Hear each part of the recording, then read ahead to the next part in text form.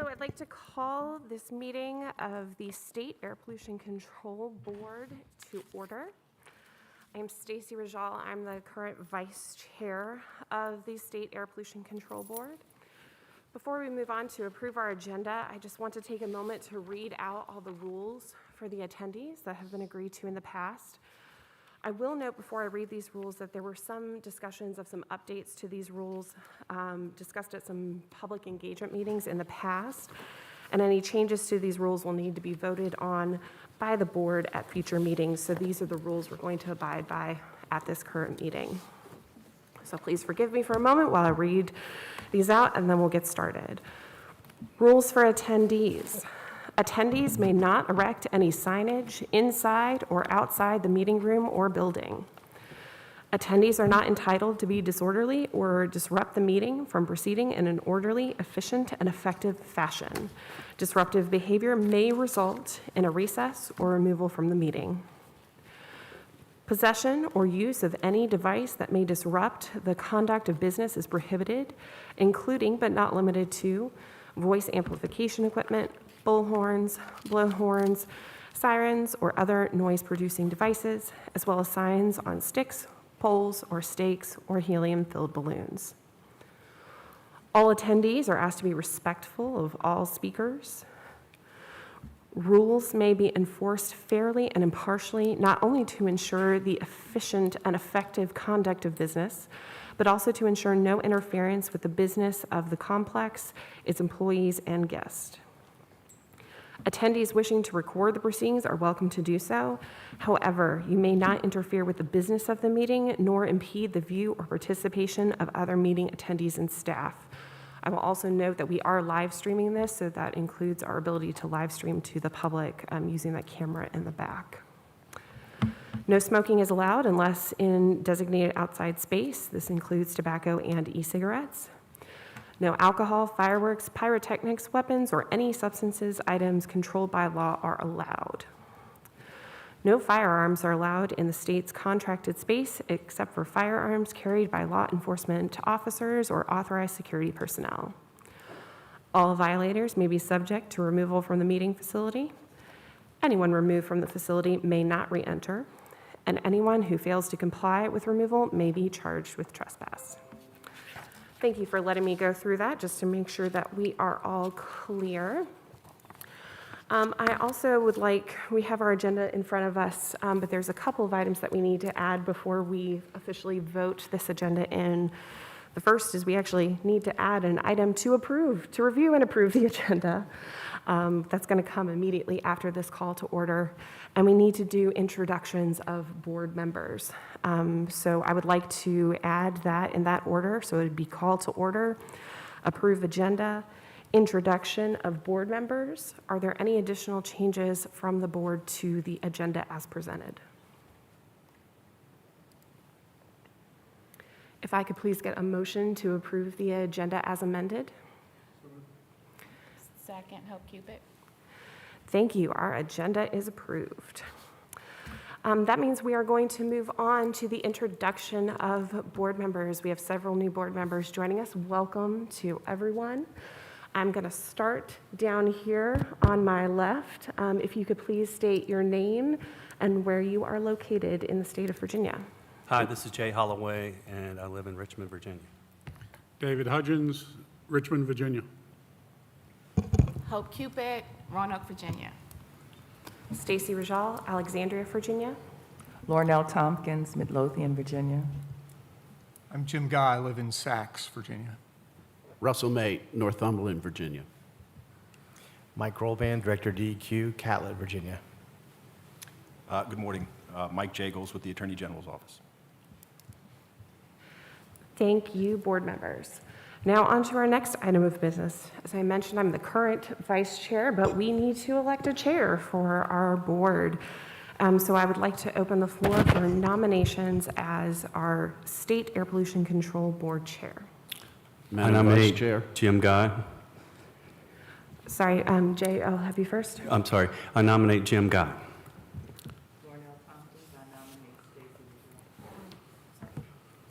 Lornell Tompkins nominates Stacy Rajal.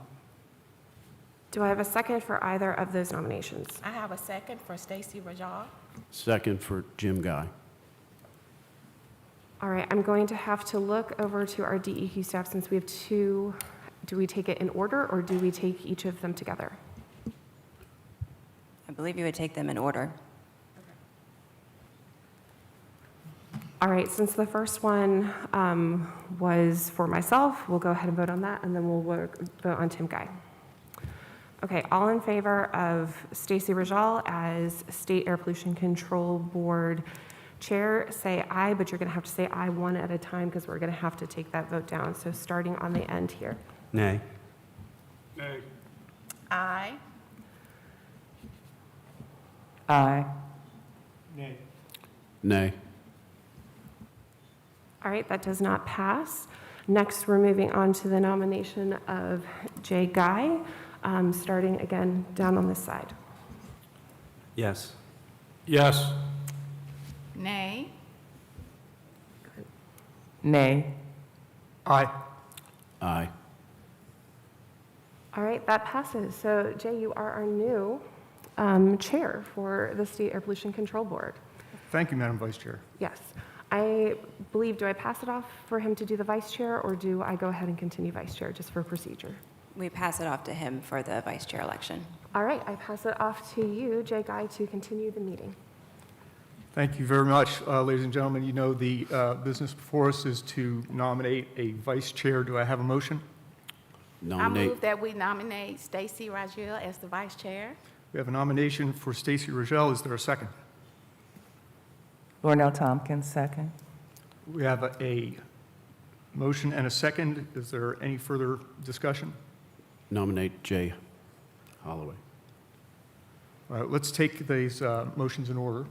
So we'll vote on this, and then we'll, if we need another motion, we'll entertain it. So going down the aisle again, as Stacy did, this is in favor of the motion to elect Stacy Rajal as chair, as vice chair. Nay. Nay. Aye. Aye. Aye. Nay. Nay. So the motion is defeated. Is there another motion, another nomination? Nominate Jay Holloway. We have a nomination, Jay Holloway for vice chair. Is there a second? Second. We have a nomination and a second. Is there any further debate? Commentary? Hearing none, are we prepared to vote? Mr. Holloway, would you? I vote aye. You got to go down. I vote aye. Nay. Aye. Nay. Aye. The ayes have it. Congratulations, Mr. Holloway. Let me first thank Stacy Rajal for her service as vice chair, for her leadership, especially during this transition period. We're very appreciative of all that you've done and all that you will continue to do in serving on this board.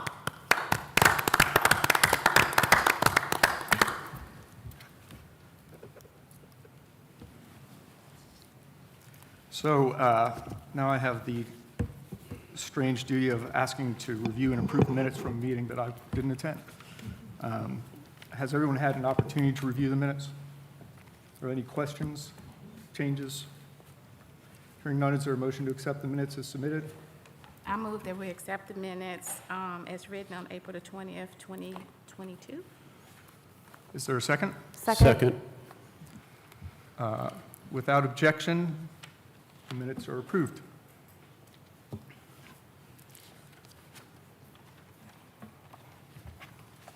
Mr. Director, we now move to final exempt regulations. We have a presentation for that. Correct. Karen Sebasti will present that, please. Karen, welcome. Good morning. Good morning.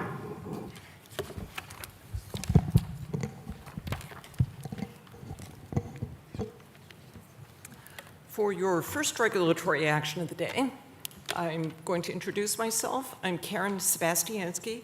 I work in the Office of Air Data Analysis and Planning. And this action is an exempt final regulation, and the action is to exempt aviation and aerospace businesses from hydrofluorocarbon or HFC requirements of Chapter 145, the regulations for the control of greenhouse gases, and this revision is known as Regulatory Revision E22. And a bit of background, in 2020, the General Assembly adopted Chapter 1289, and this legislation required that the board adopt a regulation to prohibit the sale, lease, rent, installation, or entry into commerce in Virginia of any products or equipment that use or will use hydrofluorocarbons, HFCs, for the applications and end uses restricted by, and here comes some real bureaucraties here, Appendix U and Appendix V of Subpart G of 40 CFR Part 82. And to translate that, we are talking about Appendix U, which is a list of unacceptable substitutes and substitutes subject to use restrictions, and Appendix V, which is a list of substitutes that are subject to use restrictions and unacceptable substitutes. In Title 40 of the Code of Federal Regulations and Part 82 of that part of the code. In an unusual twist for an exempt or direct legislative directive, the legislature did direct that the rulemaking go through a stakeholder process, which was completed, and then the regulation, the new Chapter 145, became effective on June 1st, 2021.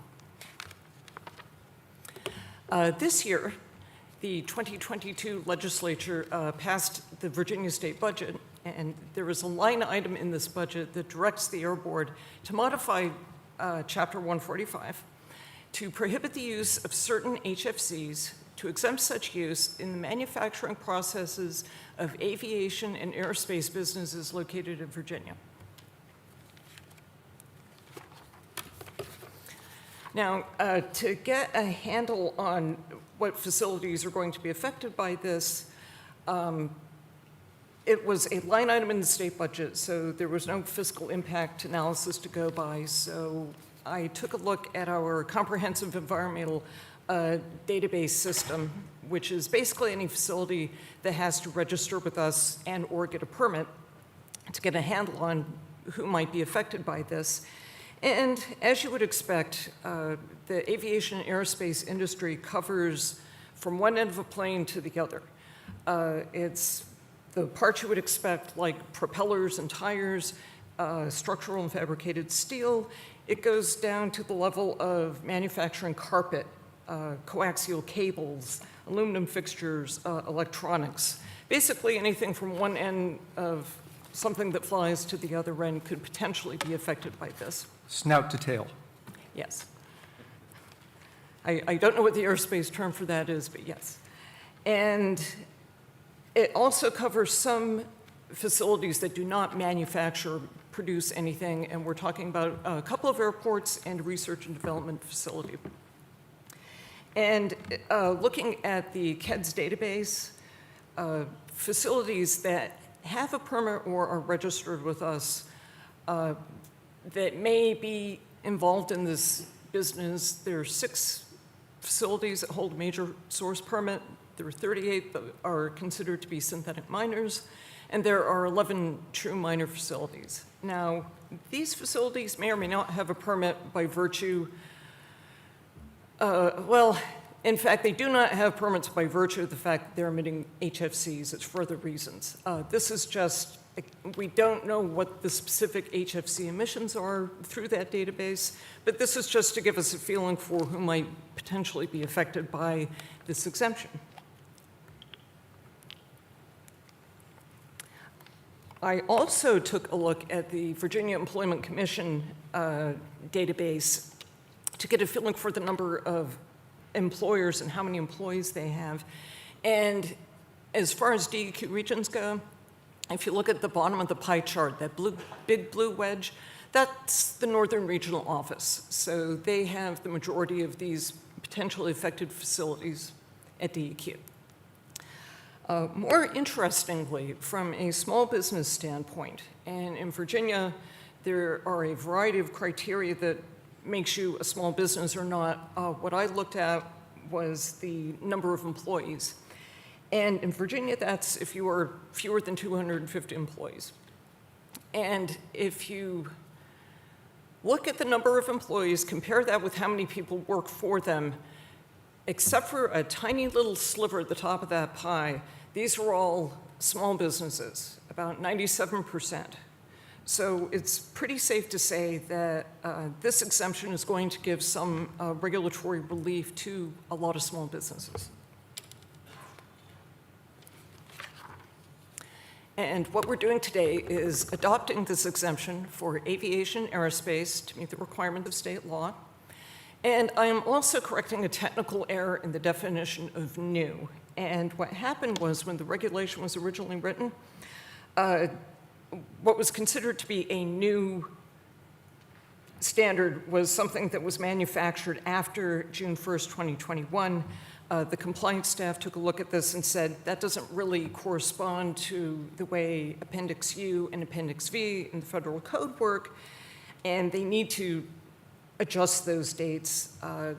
That's a correction. It doesn't change anything anybody has to do or what the exemption is. We're just getting our dates straight. And the adoption process depends on whether it's to comply with the state code or to make the correction. And so changing the applicability and giving the exemption is exempt from the standard regulatory adoption process because this action is necessary to conform to changes in statutory law, that is the Virginia budget, where no agency discretion is involved. And as far as correcting the definition of new, that is exempt from the standard regulation adoption process because it's the correction of a technical error. And before I make my recommendation, are there any questions? Okay. Mr. Sebastiansky, this board is being directed by General Assembly statute to take this action, correct? Yes, sir. Okay. So there's no real discretion here. Correct. Karen, could you clarify the source of the information for how you identified those facilities that are processing the CFC? Well, the first cut I took was with the KEDS data system, and that is the DEQ system where you, at a minimum, qualify to register with us, and then beyond that, you may or may not need a permit. So the list of facilities that I came up with that have a permit, if you apply the standard industrial codes to that list, and that's that whole gamut of possible ways to build an airplane, that's what makes that list of facilities come up. Thank you. Are there any other questions from the board for Ms. Sebastian? Okay. The department's recommendation is that the board adopt the proposal with an effective date consistent with the Administrative Process Act. In adopting this proposal, the board affirms that it will receive, consider, and respond to petitions by any person at any time with respect to reconsideration or revision as provided in Section 2.2, 4006B of the Administrative Process Act. Mr. Rolband, anything to add to that? No, sir. Ladies and gentlemen, you've heard the recommendation of the department. Is there a motion? I move that we adopt the recommendation from the department. We have a motion to approve and adopt the recommendation. Is there a second? Second. Are there anyone want to make any comments or observations? If we're ready to vote, all in favor signify by saying aye. Aye. All opposed, like sign. Karen, it's approved. Thank you. Thank you. And I'm going to ask for my next presentation to be set up, please. This is also exempt final.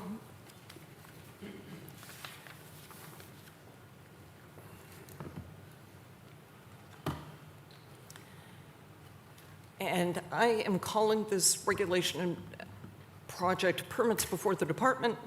It covers 9 VAC 5 chapters 80, 85, and 170, and it is designated as Regulatory Revision D22. And again, we have a new law. The 2022 Virginia Assembly passed a new law, Chapter 356, that has 5 significant new changes to the air pollution control law. First, it transfers the authority for approving permits, variances, and orders from the State Air Pollution Control Board to the Department of Environmental Quality. It requires the department to provide a rationale for how it approved or disapproved a permit. It defines what is a controversial permit. This is a brand new definition. And it requires a public hearing on the response to comments for a controversial permit. The new law requires the department to brief the board on pending controversial permits and affords the board the opportunity to comment.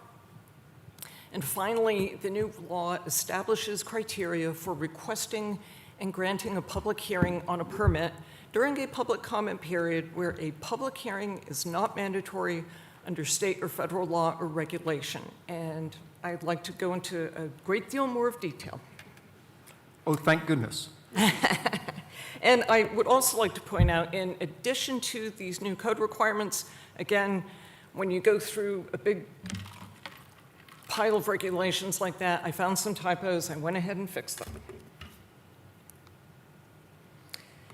And the details of how this works, excuse my verbiage, I have a very nice, concise chart at the end of it all to summarize, but I'm going to have to get into the weeds here.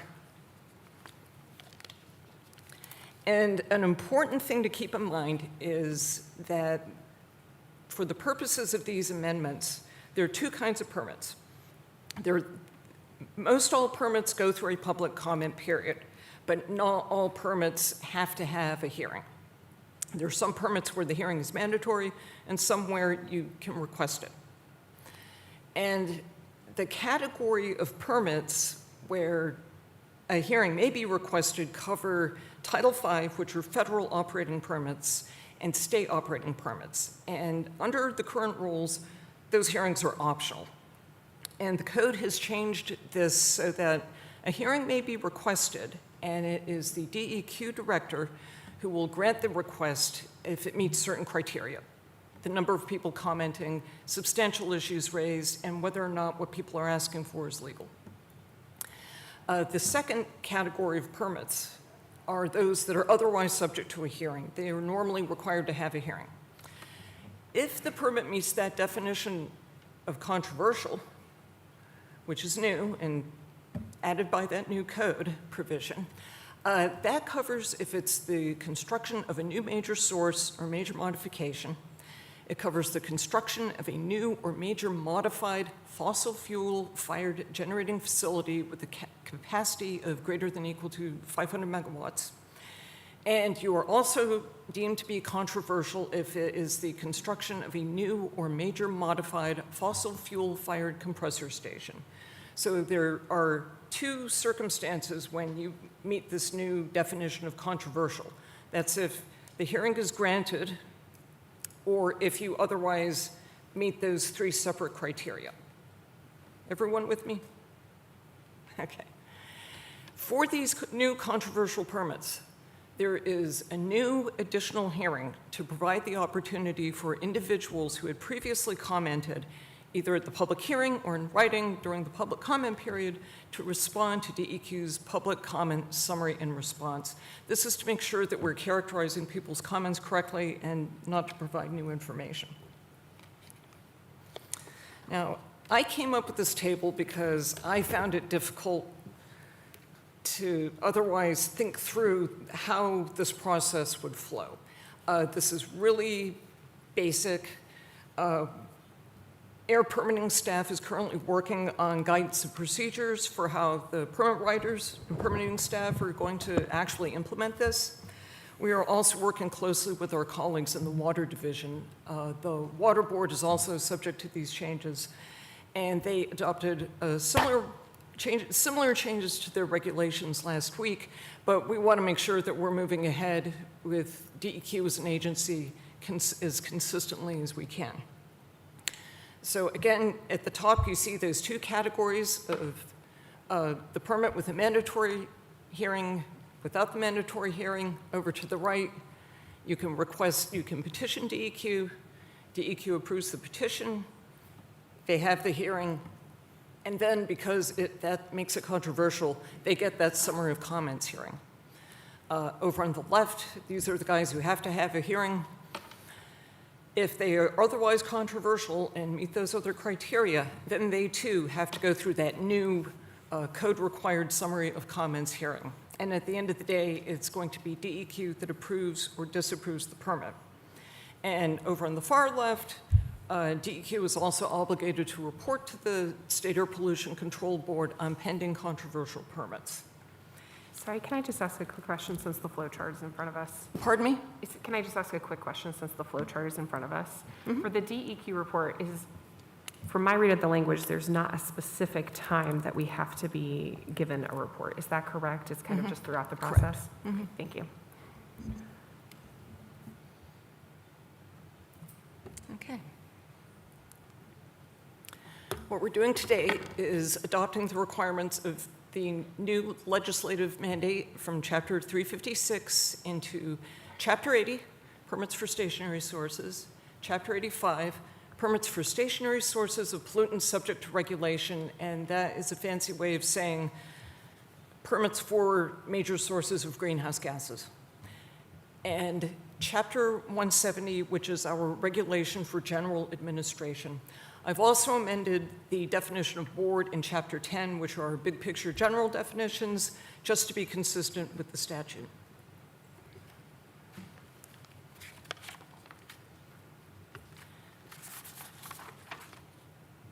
And as with the previous regulation, the APA exemption depends on whether the amendments are being made to meet the requirements of the state law, or if it's a technical correction. And for the changes that we made to be consistent with the legislation in Chapter 356, these amendments are exempt from the standard regulatory adoption process because the actions are necessary to conform to changes in Virginia statutory law where no agency discretion is involved.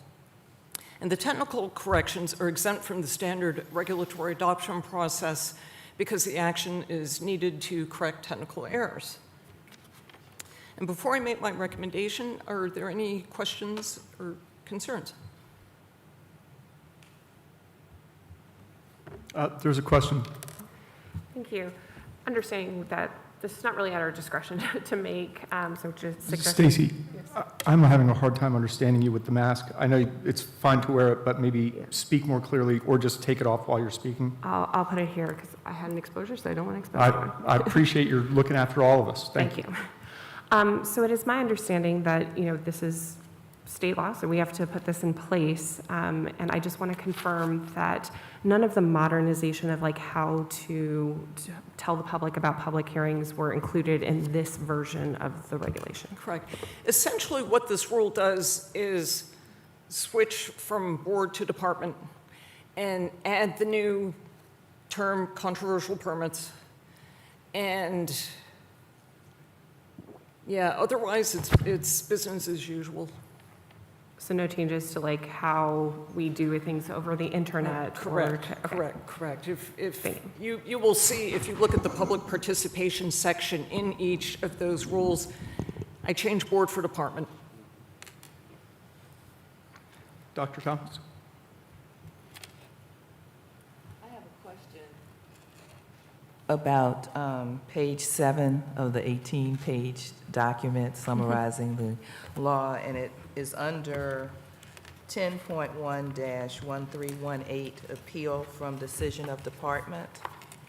And if you go down to next to the last sentence where it says fairly traceable to the decision of the board, is that supposed to stay that way, or should that have been replaced with department? Okay, can you give me that citation again, please? Yes, it's 10.1-1318, and it's on page 7 of 18 of the document. Oh, okay, this is the Chapter 356, and not the Yeah. regulations. Okay. Well, no, it's chapter 356. Okay, bear with me while I look that up.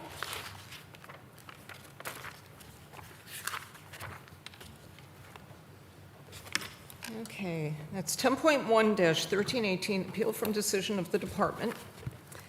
And what Yes, specific next- provision are we? Next to the last sentence, where it says fairly traceable to the decision of the board. Every place else, it has been replaced with department. Is that supposed to stay as board? You know, that's probably a good catch, and I will refer that to our policy administrator. This is in the statute, right? Not in the Right. regulations that we're considering. This is something I will flag for our legislative staff. Thank you. Further questions? Good catch. Any further comments or questions from the board? Mr. Chair, Hope. we are just asking questions before you make your recommendations.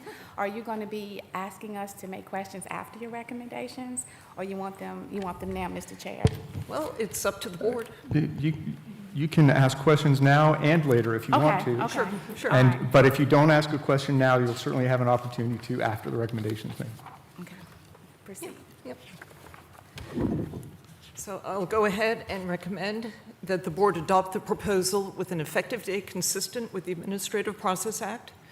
In adopting this proposal, the board affirms that it will receive, consider, and respond to petitions by any person at any time with respect to reconsideration or revision as provided in Section 2.2-4006B of the Administrative Process Act. So I'm a little bit psychic as a board chair, and I have a premonition that you may have a question from a member of the board about this recommendation. Hope? So in looking at this proposed Chapter 356, as everyone has said, this is designated from the General Assembly or mandated from the General Assembly. So it is really, we don't have any flexibility on the matter. However, I do see items in here that I believe that we should remove when we are speaking about pronouns. We use the pronoun his, H-I-S, and if the director is a female, well, we have to go back and change that to her.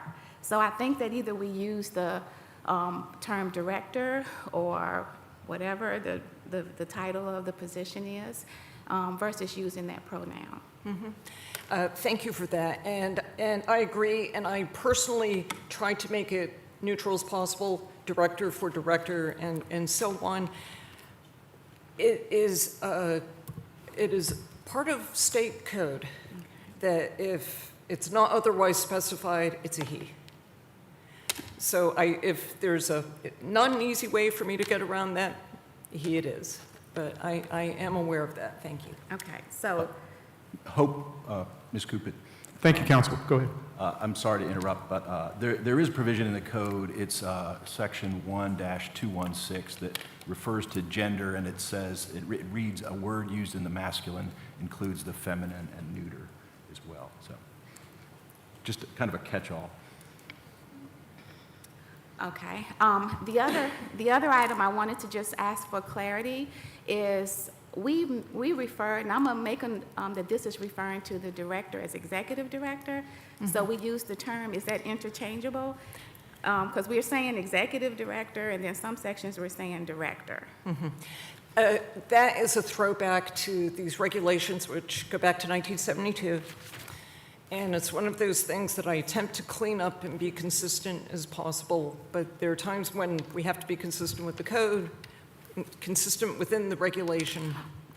But again, that's one of those loose ends that I'm aware of and try to keep as tidy as I can.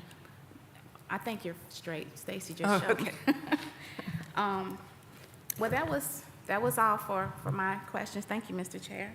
Thank you, Hope. Are there any other questions or comments from the board on the recommendation before we take action? Hearing none, do I have a motion? Approve the recommendation. Do a motion to approve, is there a second? Second. Any further commentary? Hearing none, all in favor signify by saying aye. Aye. All opposed, same sign. Ms. Bastianski? It's approved. Thank you. Thank you.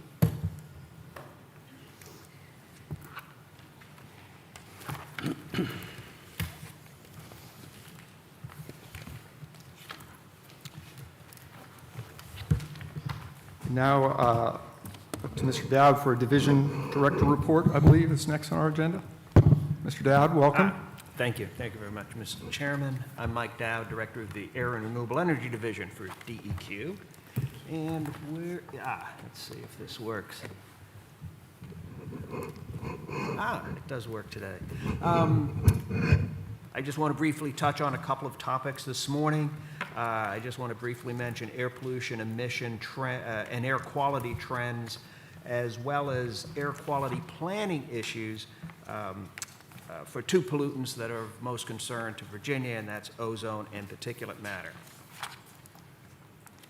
And I'll just say as an aside, when Director Olban took over in January, he has challenged DEQ, all the divisions, to up their game when it comes to PowerPoint presentations. Sometimes Ms. Sebastianski's presentation is all words, and unfortunately, we're sort of bound to a boring visual with respect to regulatory presentations because they become part of the administrative record. I am under no such constraints for a director's report. So mine will be colorful. There's an awful lot of information packed into the slides I'm going to show you. I won't be able to get into all the information. Mike, Karen did give us a couple of very colorful pie charts. Okay. She did have some. See, we're getting there. We're getting there, Mr. Roldan. Thank you very much, Mr. Dowd. Lower emissions equal better air quality. That sort of goes without saying. Emissions have been steadily decreasing in Virginia and will continue to do so through projected through 2028. This chart shows by sector the NOx emissions from 2011 projected out through 2028, and they show a decrease. Actual emissions of NOx have dropped about over 100,000 tons per year between 2011 and 2017. And interestingly, emissions from off-road vehicles are expected to be the largest segment of Virginia NOx emissions come 2028. Likewise, this slide shows the same for sulfur dioxide. Actual emissions of sulfur dioxide for all sectors dropped about 80,000 tons between 2011 and 2017. And that's due primarily to the switch by electric utility generators and some industry boilers to natural gas from coal over the past decade. And what's playing out in Virginia is also playing out all throughout the Southeast. The trend to lower emissions is also occurring in all of the Southeast states, and this chart shows that as well. Sulfur dioxide on the left side of the chart and NOx on the right side. So basically, it's really almost a national trend, what we're seeing. The Clean Air Act is working. And I just want to briefly talk about ozone for a couple of minutes. Ozone is formed by a chemical reaction when volatile organic compounds and nitrogen oxides are mixed in the presence of sunlight. It's primarily a summertime pollutant. The heat, there's a sweet spot between 85 degrees and about 98 degrees where ozone is most prevalent. Although recently we believe that the chemistry of ozone has actually changed because the loadings of NOx into the atmosphere have decreased so much that you rarely see high ozone days when it gets to be 97, 98 degrees. The chemistry's really changed recently. And by the way, ozone is heavily regulated under the Clean Air Act. EPA has lowered the National Ambient Air Quality Standard for ozone many times over the years, most recently in 2015. The current ozone NAAQS is set at 70 parts per billion, averaged over 8 hours. Now, EPA is in the process of reconsidering the ozone NAAQS, as it is required to do under the Clean Air Act. But in EPA's most recent draft policy assessment for the ozone NAAQS in April of this year, EPA indicated that it is not at this time considering changing the primary ozone standard. Now, that could change but at this time, it looks like it'll stay at 70 through the next review period, 70 parts per billion. And this chart shows the trend in air quality NOx concentrations throughout the state over the past several years. See where all the monitors in Virginia, it gets a little tricky here because we have an ozone non-attainment area that also has to take into account monitors in DC and Maryland, but all our monitors in Virginia are showing concentrations below the standard. And by the way, the attainment or non-attainment with the ozone standard is determined by averaging the 4th highest monitored ozone reading over a rolling 3-year period.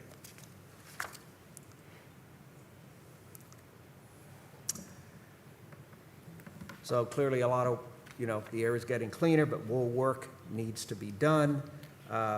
Northern Virginia is designated as a marginal non-attainment area for the 2015 ozone standard, but it failed to reach attainment by the required August 2021 deadline. So because of that, EPA proposed in April to bump up the Northern Virginia DC area's non-attainment, or I should say marginal non-attainment classification to moderate based on the data from the years 2018 through 2020. However, the 3-year monitored data for 2019 through 2021 shows the Northern Virginia DC area to actually be in attainment with the ozone standard. So EPA will be waiting until after the 2022 ozone season to publish any determinations of a bump up or a change in attainment designation. In fact, any change in attainment designation would take a couple of years. So we'll keep our fingers Jim, crossed. Yes, could sir. you, before you go on, could you clarify the last bullet? Does that mean that if the agency, EPA, makes a determination that we are no longer marginal for Northern Virginia, that it will take years? That's a great question. It can take years, yes. Just because we call it clean data. The 3-year rolling average is called clean data. It's not an official, the area does not re-attain or come into attainment by itself. It's not self-executing. It would take a full regulatory process by EPA to designate us back into attainment. That's correct.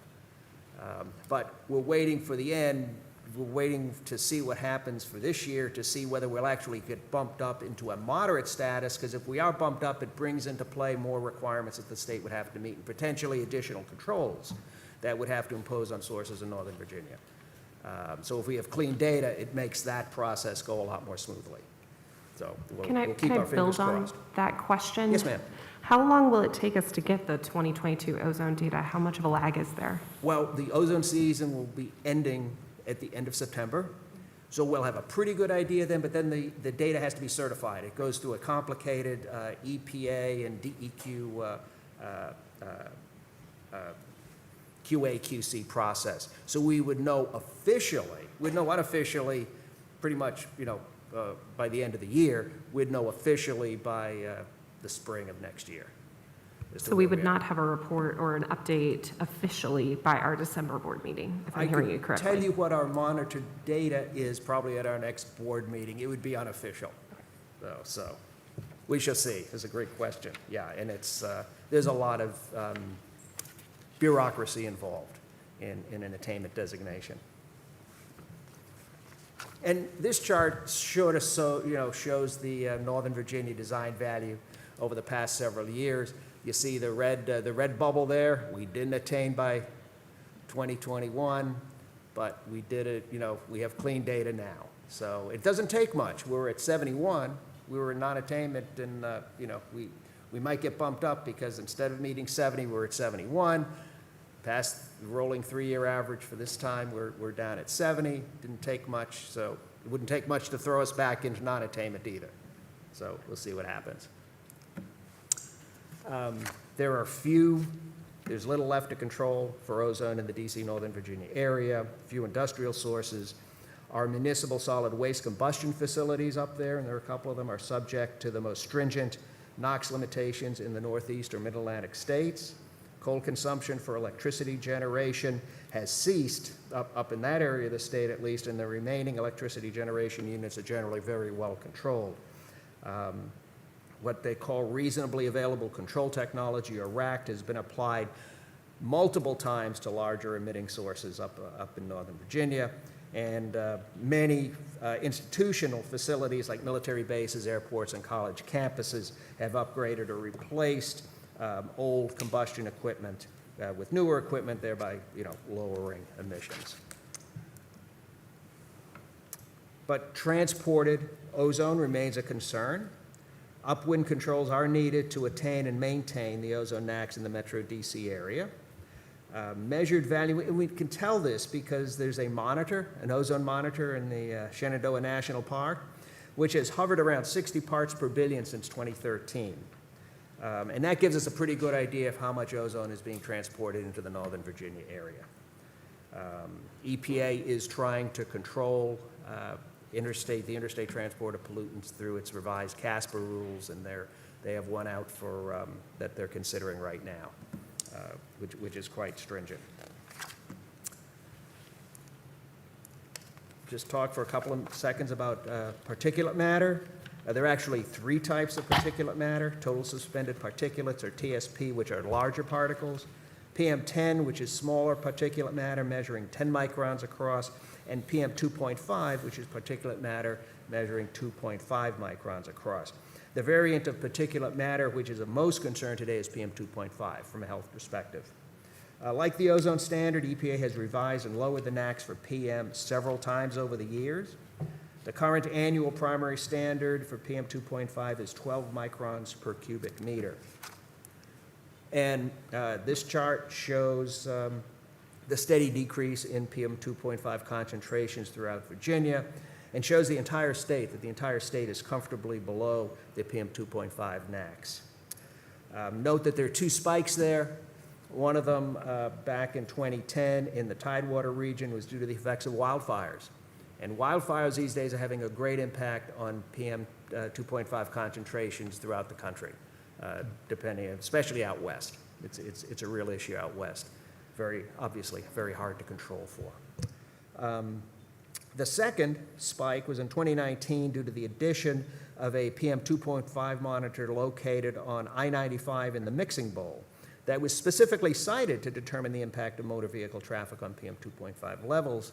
But as you see, while the monitor clearly shows that near road, that highways do certainly impact PM2.5 concentrations, the impact at the mixing bowl was not significant enough to imperil Northern Virginia's PM2.5 attainment status. Now, while all of Virginia is currently safely in attainment right now, EPA published a final policy assessment this May in which it supports lowering the annual PM2.5 NAAQS to somewhere in the range of 8 to 10 micrograms per cubic meter. EPA is expected to come out with a regulatory proposal with respect to revising the PM2.5 standard sometime before the end of this year. Just to illustrate to you here, if EPA lowers the PM2.5 NAAQS to somewhere between 8 and 10, as is expected, this chart shows that Northern Virginia and possibly Richmond could fall into non-attainment, at which point DEQ would be required to develop a state implementation plan to bring those areas back into attainment with the new lower PM 2.5 standard. If EPA lowers the standard below 8, and there are many advocates for lowering it to below 6, to around 6, then several other portions of Virginia may also fall into non-attainment as well, but so would much of the country also, because a standard below 8 would subject a great part of the country to PM 2.5 non-attainment. So we will wait to see what EPA has to say about that by the end of the year. Any questions? I have a question. Sure, yes. So in one of the slides on the PM 2.5, you noted a bump due to near road monitoring data. So my question is, on these trends that we're seeing, especially as we approach a potential change in that level, how much are our levels impacted by how many monitors we have out there? Should we be having more monitors out there to get more accurate data, or what is the connection here? That's a great question on monitoring. The monitors we use are called Federal Reference Monitors, FRMs. They're highly regulated by EPA. We administer them, pay for them, take care of them, but they're highly regulated by EPA. They're very, very expensive. They're in the, just the capital costs set you in the, $250,000, and the maintenance cost as well. And I may be off on the capital costs right now, because even there are a lot of details like putting them in sheds. Citing that monitor, it was a trail of tears citing that monitor up in the mixing bowl. It took a couple of years, like 3 years, to do so with rights away and getting the sheds and all that. Monitoring is something that we take very, very seriously. It's something that's very, very expensive. Would love to have more monitors out there. We think, and EPA thinks, that the monitoring system we have is sufficiently, is certainly sufficient to determine whether there's attainment or non-attainment. Putting these near road monitors is difficult. It was a process that EPA had many, in fact, it required all large metropolitan areas to have near road monitors. I think, one of the good results is that the impacts weren't as high as some people had feared, which is a good thing. But as you can see, in the mixing bowl, it certainly did have an impact on what the concentrations are in the area. So yeah, no, it's a great question. Should we have more monitors? We'd probably love to have more monitors if we could, but they're very, very expensive and difficult to maintain. And what is the margin of error on these monitors? The margin of error? You're catching me to the quick on a very technical question. That's what the QA/QC is for. The data,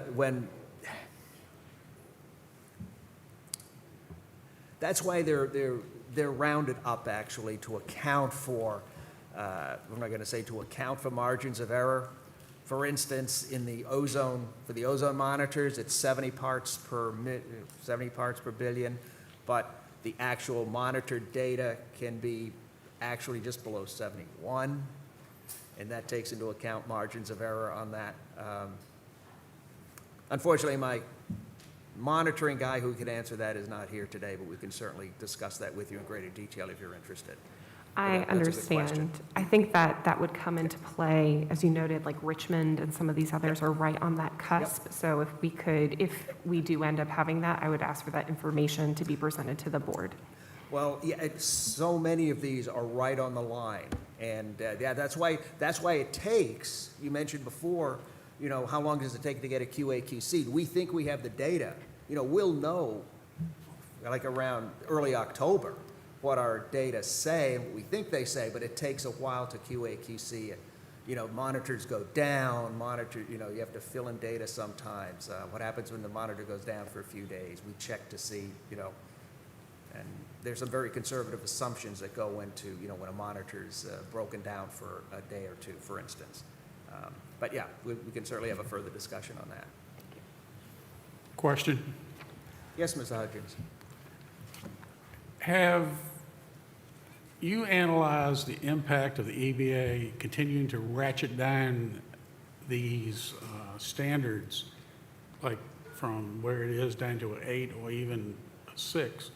The cost impact on industry?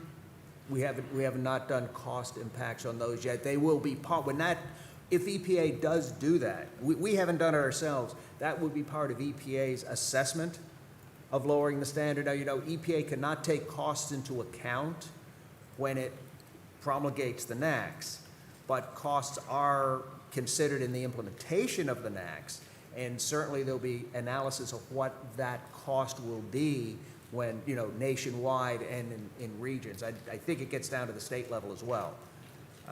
We don't have those numbers now, though. Now you're going to earn your money. Give me an estimate of the, are we talking something that is minimal, or is industry going to be putting out multi-$100 million to reach these new standards, in your professional opinion? It will be difficult. It'll be very challenging. One of the challenges will come from from motor vehicle controls, which we really don't have much control over. I mean, it's, you know, EPA sets the tailpipe standards for gasoline-powered cars. Is it set by EPA or by California? Both. They said, you know, EPA sets a standard, and under Section 177 of the Clean Air, California is allowed, pursuant to EPA approval, allowed to set its own standards, and states can follow California's standards under Section 177. The entire issue about whether California could set its own standards was litigated, and I don't think it ever reached a decision. I think the lawsuit's been withdrawn at this point. But yes, we are a 177 state at the moment. We kind of moved off of PM 2.5 there, didn't we? Excuse me? I said, I think Dave was talking about PM 2.5. Yeah, well, PM 2.5 does come from automobiles and industry, and, you know, most of the low-hanging fruit is gone. We're talking about controlling fugitives. We'll be talking about ringing, you know, especially in rural areas. A lot of, if you look at where a standard of 6 might be, it might start impacting agricultural facilities, things like that. Yeah, we have not fully scoped it out yet, but the impact of if going down to 6 parts per 6 parts would be very, very challenging. Any additional questions? Question. Go ahead. Mike, when I was reading this morning, it appears that Virginia is among 15 states that did not get the air quality approved. So when are we expecting to do that? Or turn in the report? What that finding was about was with respect to our regional haze plan. Okay. Regional haze is a program that was established under the 1990 Clean Air Act amendments, and it stretches out until 2064 or something like that. Our projections are that we are totally on track to meet our requirements under the regional haze standards, under the regional haze provisions. However, the Clean Air Act, the regional haze provision requires states to update their regional haze plans every several years. So all the states in the country are under an obligation, we're under an obligation to submit regional haze plans by last year, July of last year. We did not meet that, along with several other states, for a couple of reasons. One of them is that EPA changed the rules on us about 2 weeks before the regional haze plan was due. And the other is that when you're talking, even though we're on track to meet our regional haze obligations, we have to redo our plan if, in our judgment, in EPA's judgment, our facilities could do more, you know, sort of go beyond. So we have to reassess our major emitting facilities, basically for PM and sulfates. We have to reassess them. And that's a very difficult process for some of the facilities. And we have some very complex facilities, especially out in the western part of the state. And working with them with modeling and monitoring has taken a while, taken longer than we would have hoped. But we had planned, our intention is to submit a plan to EPA well before they have to issue a federal implementation plan or impose any sanctions. So that's, we're not sure when we'll get the plan into EPA. When I speak to my folks, I think it'll be sometime early next year, is what we're hoping for. Okay. But we're on target to meet all the requirements, all the emission requirements under the regional haze statute. Okay. But yeah, and we've been working with EPA and the sources throughout this. Region 3 is very aware of the situation, and we're working with them, and we fully expect to get a plan in sometime, hopefully in the first half to first quarter of next year. By April. I can't commit to a time, but that's our goal anyways. Okay. Thank you, Mike. Any additional questions or comments relating to Mr. Dowd's report? Mike, anything to add? Okay. Nothing to add. Mike Dowd did a great job. Thank you. Mr. Dowd, thank you for all you've done all these years, the great effect you've had. Appreciate it and appreciate your report. Thank you very much. I think next we have a report from Secretary Voiles. I'm sorry, Travis. Voiles, Secretary Voiles, That's right. That's right. very pleased to have you here. Thank you for coming. Thank you.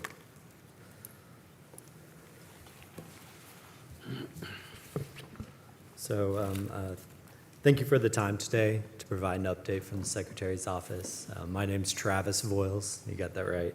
And I'm the Acting Secretary for Natural and Historic Resources for Virginia. I've had the opportunity to meet with some of you during my time with the administration. I've appreciated that, and I look forward to working with the rest of you as we kind of address Virginia's natural resource issues.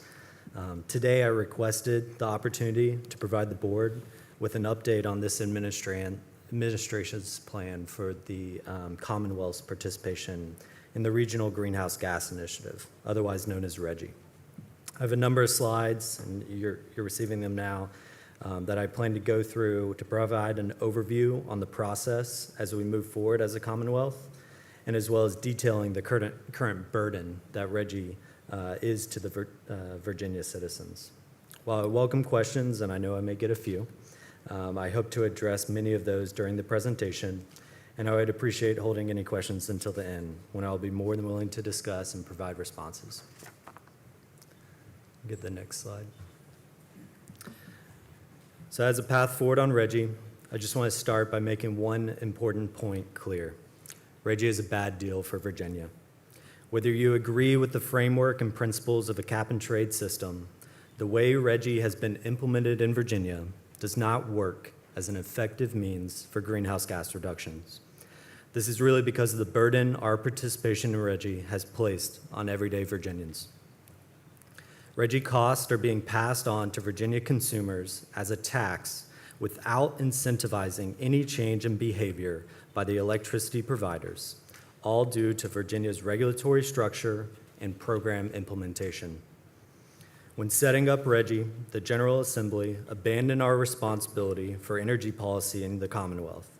With RGGI, we have forfeited our important decision-making ability to other northeastern states.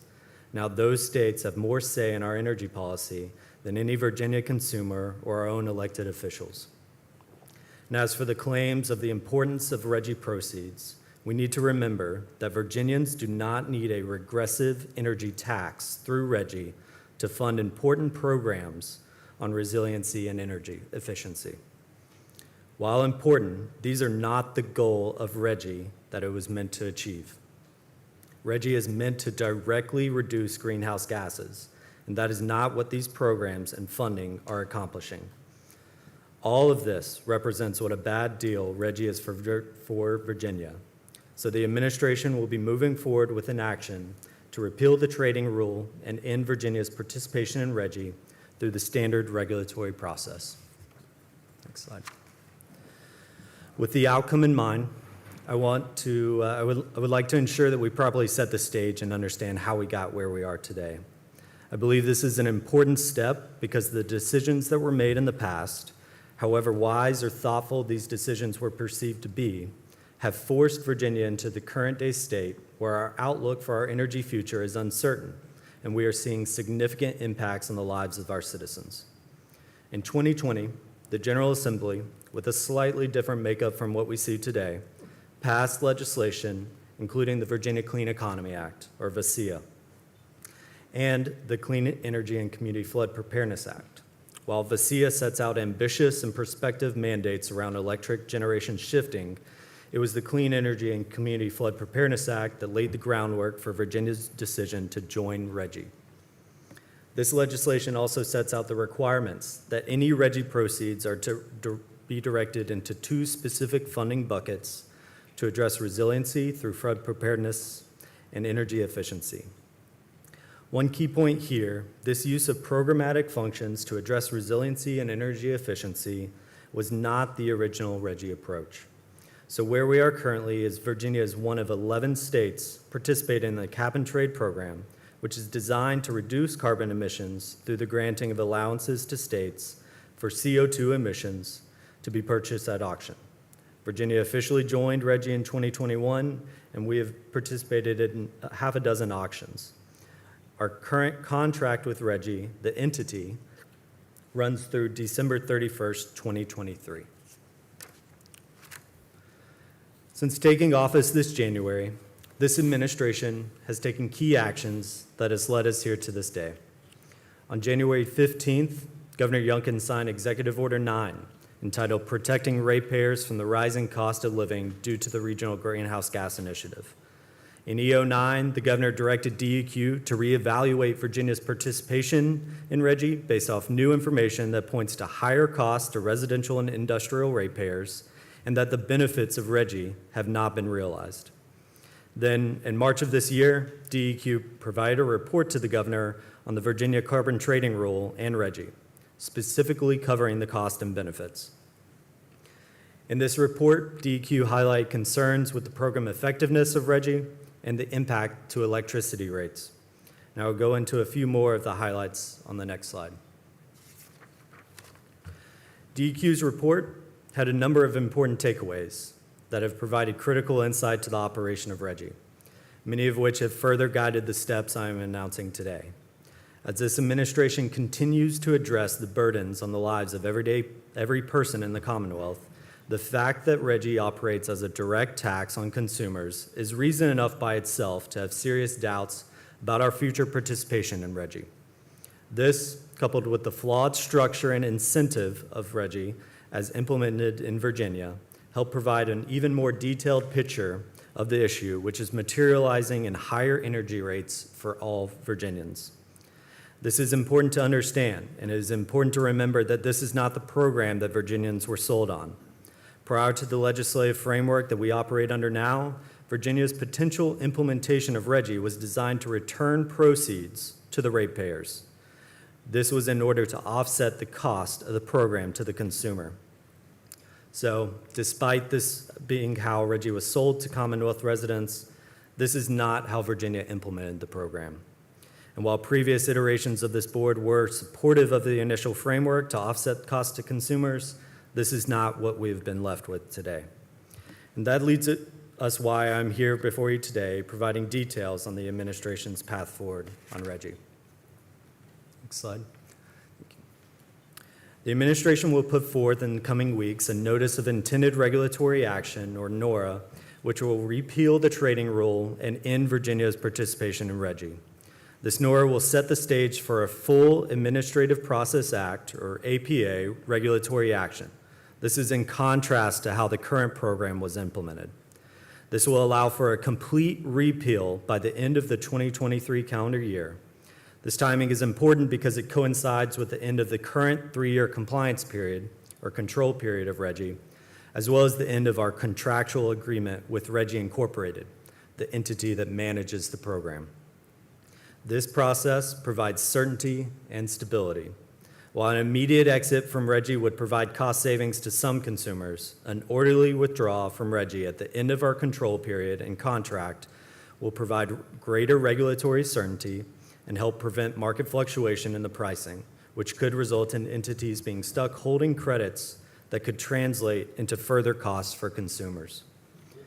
This process that I just laid out will ensure a certain and transparent path forward on RGGI, one that will include public engagement, and it is an important step forward in ensuring Virginia has the framework for reliable and affordable energy moving forward.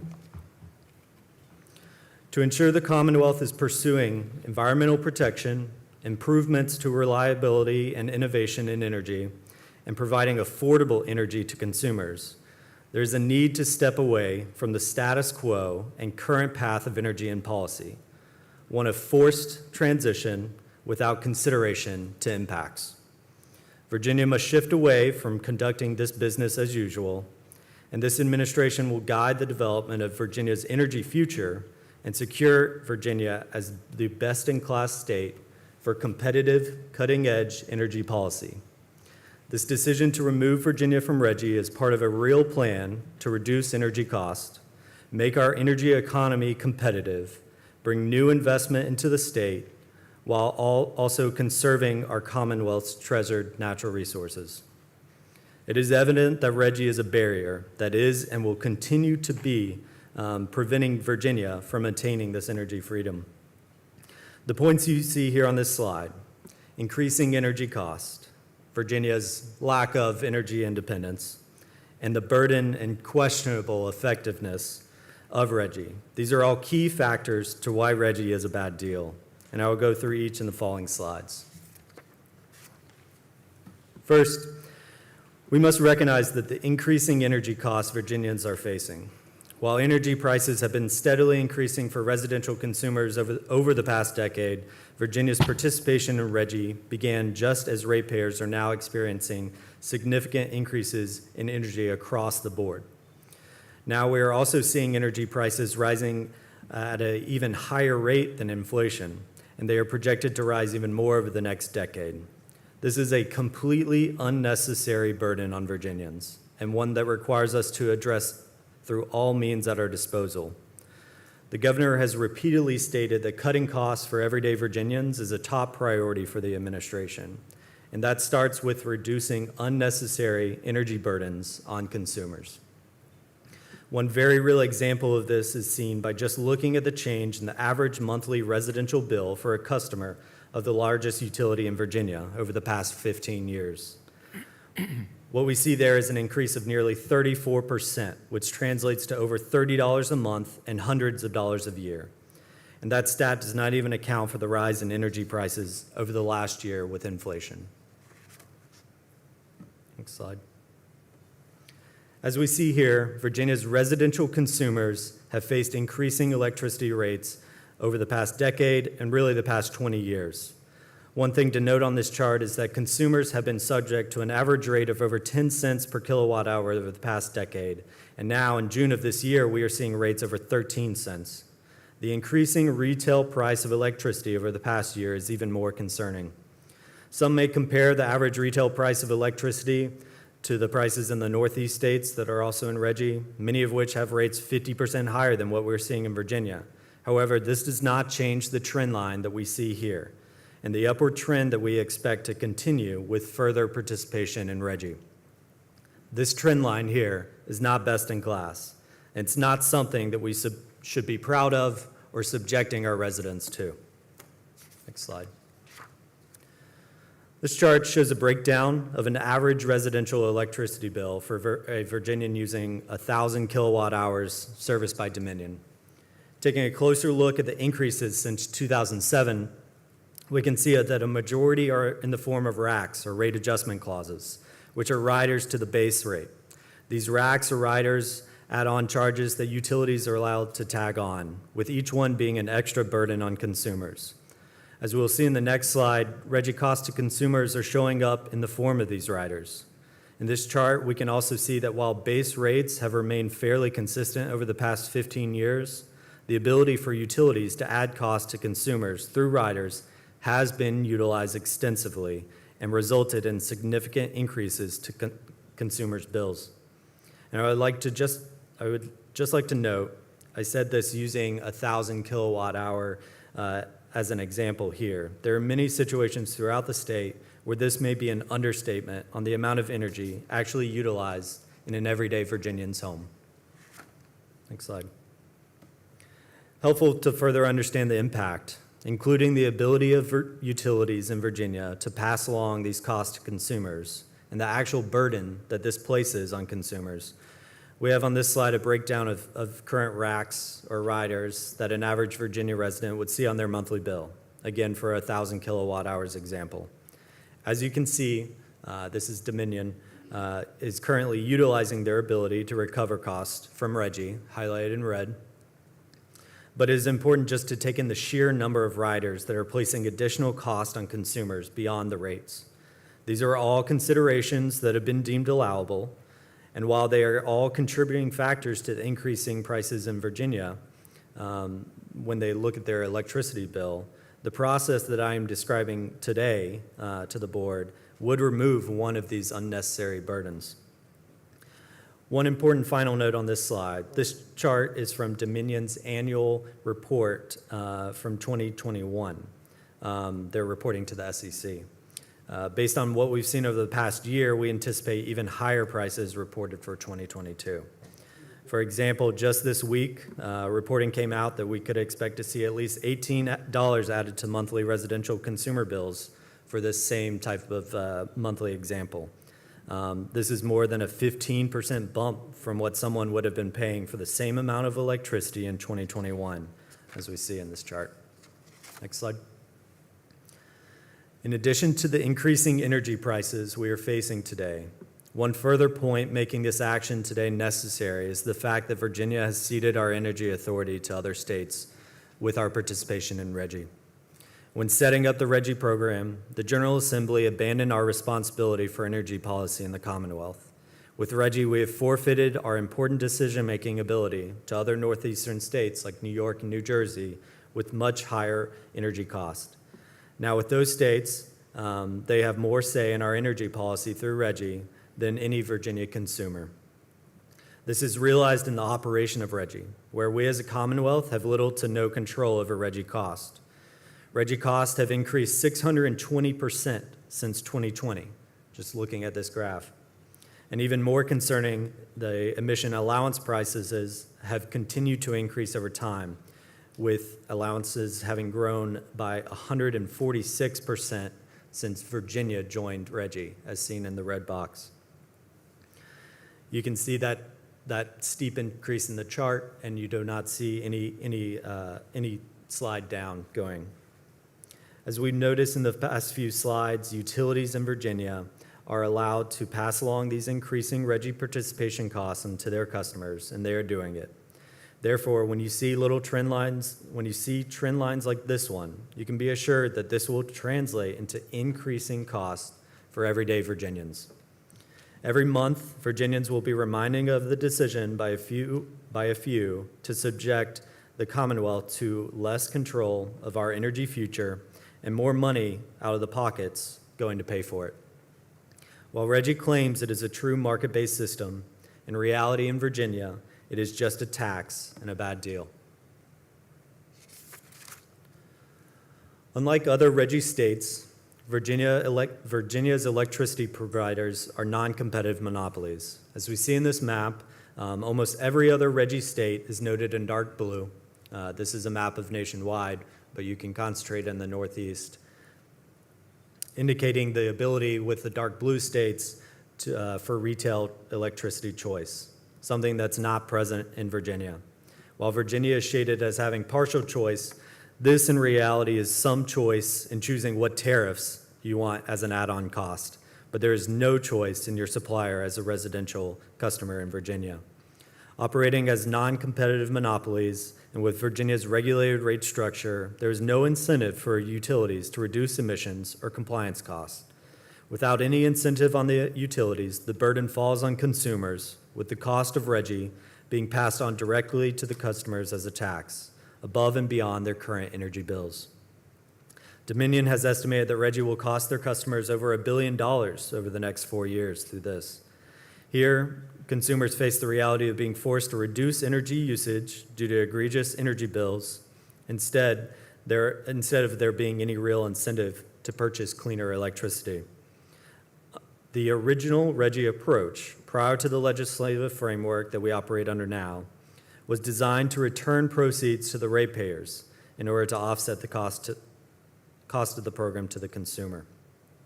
Despite this being how RGGI was sold to Commonwealth residents, this is not how Virginia implemented the program.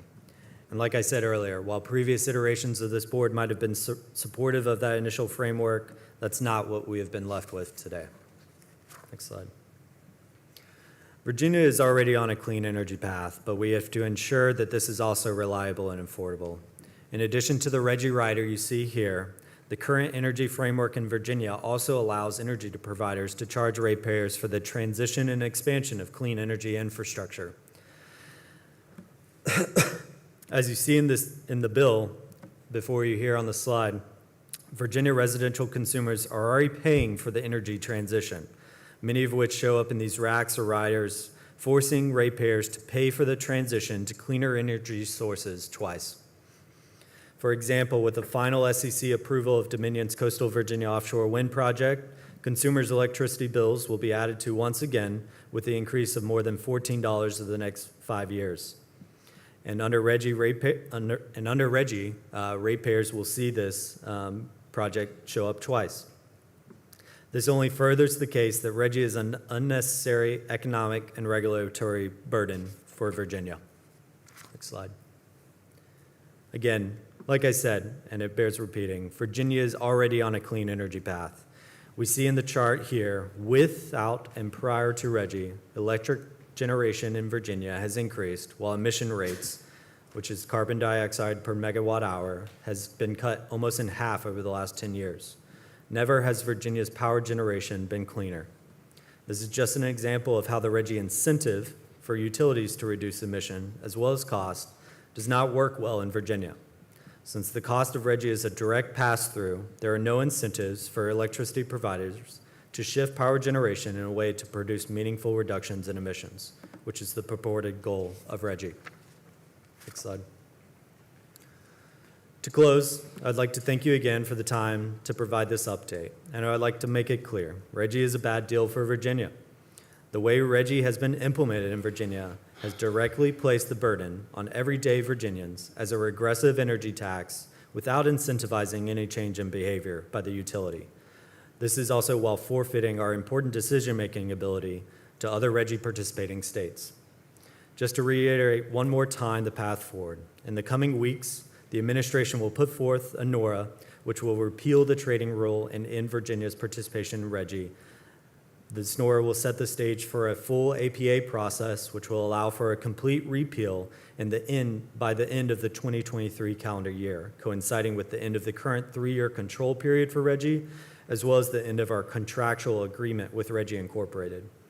We believe this process will provide certainty, stability, transparency for Virginia, and most importantly, it will remove Virginia from this bad deal.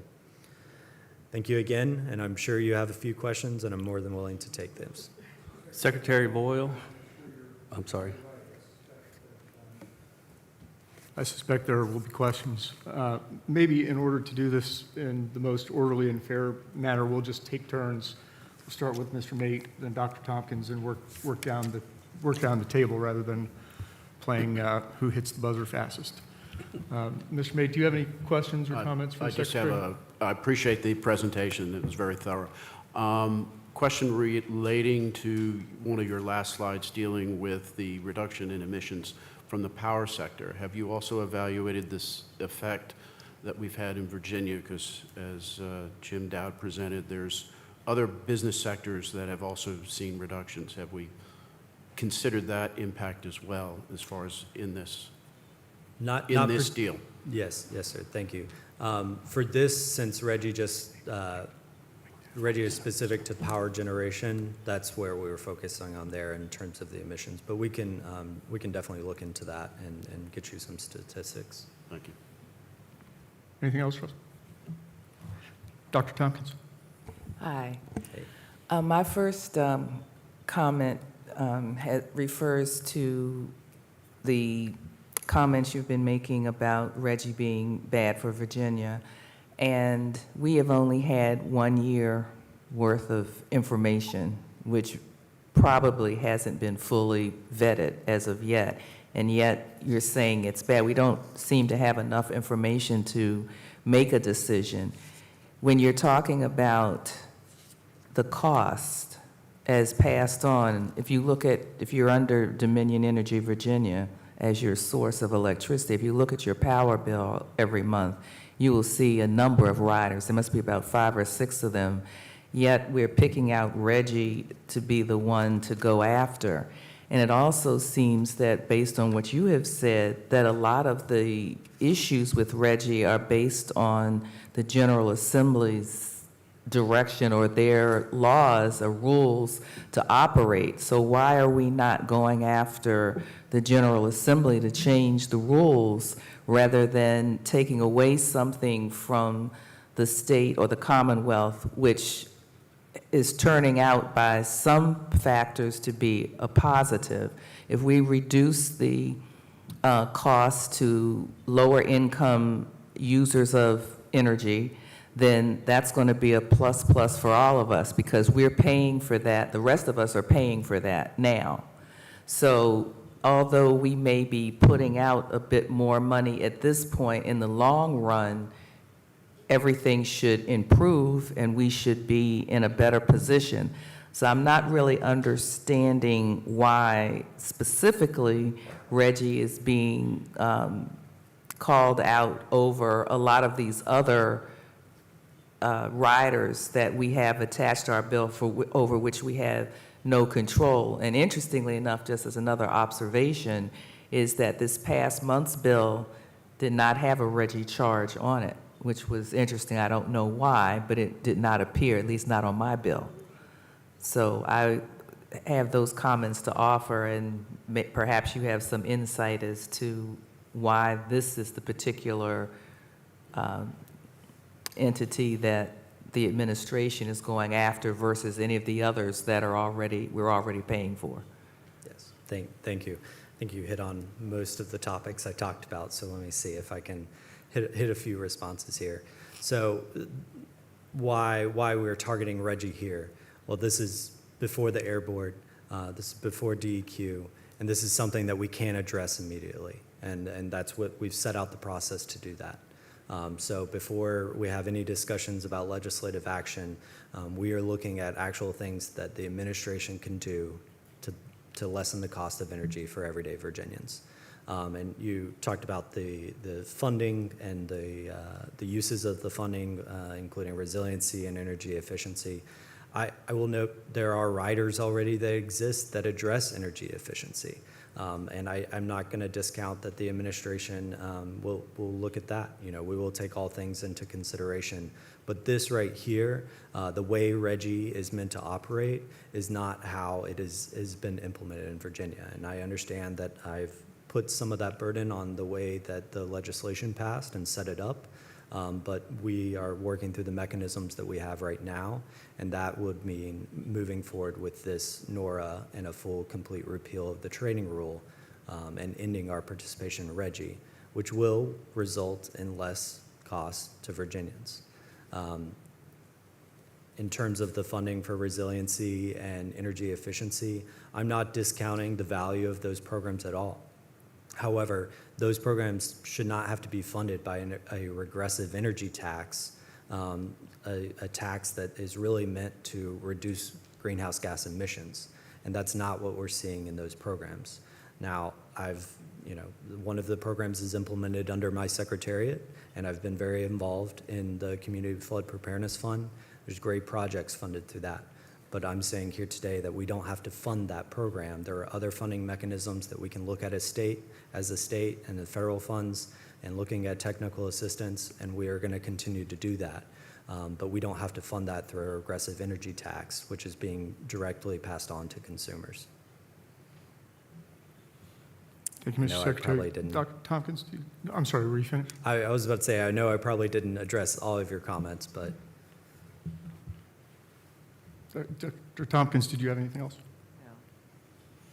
Thank you. Stacy?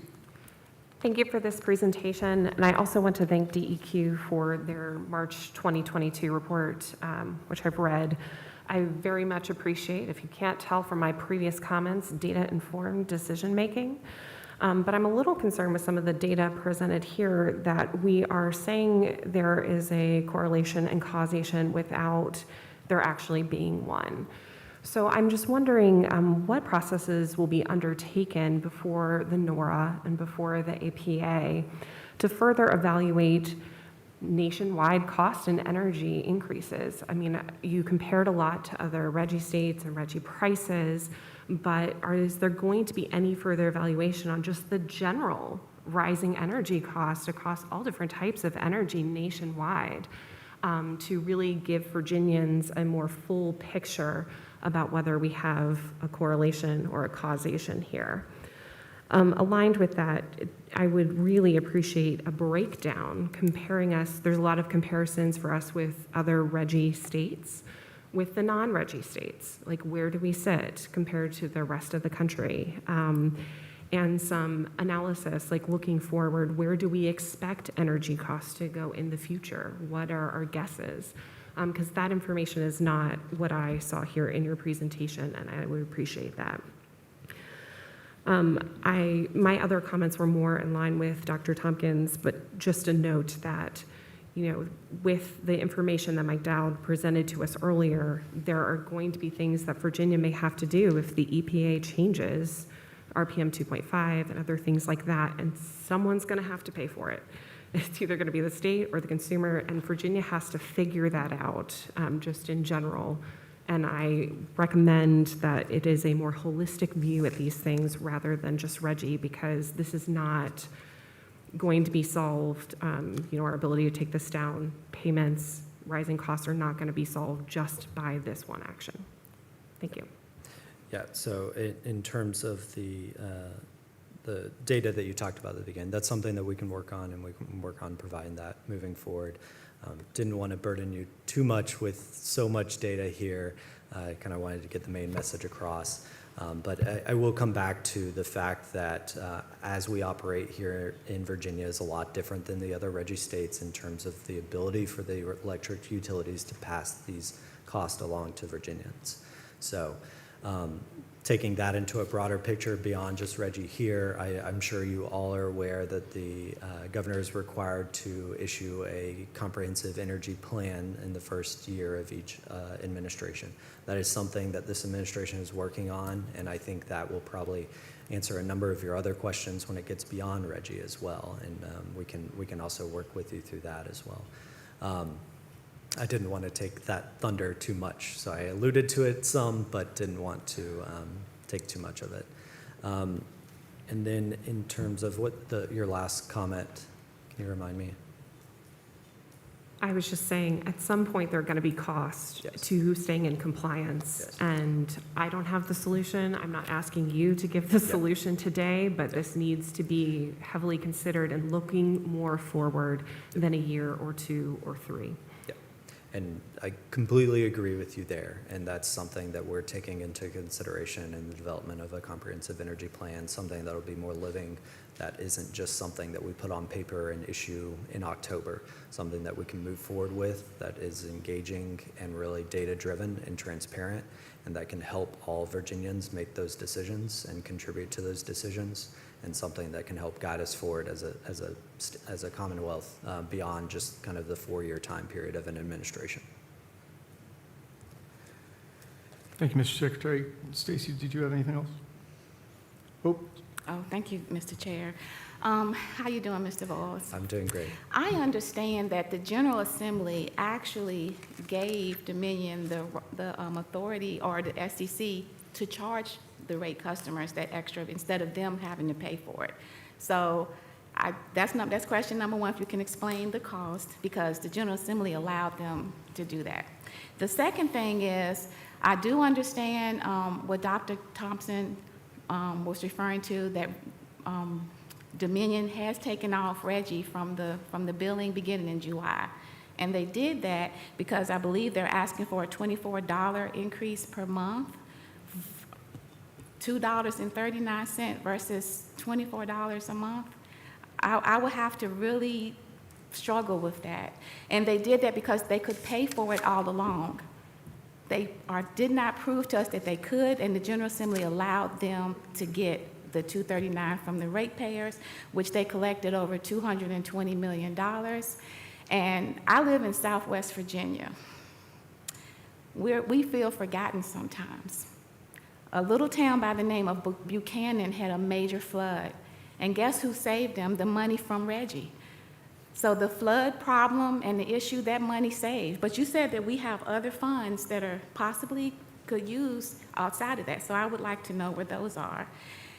And 3 board members, Mr. Holloway, myself, and Stacy, all from the 2 regulations that we just approved that came from the General Assembly, because we didn't have any flexibility or authority to do otherwise. Didn't the RGGI come from the General Assembly as well?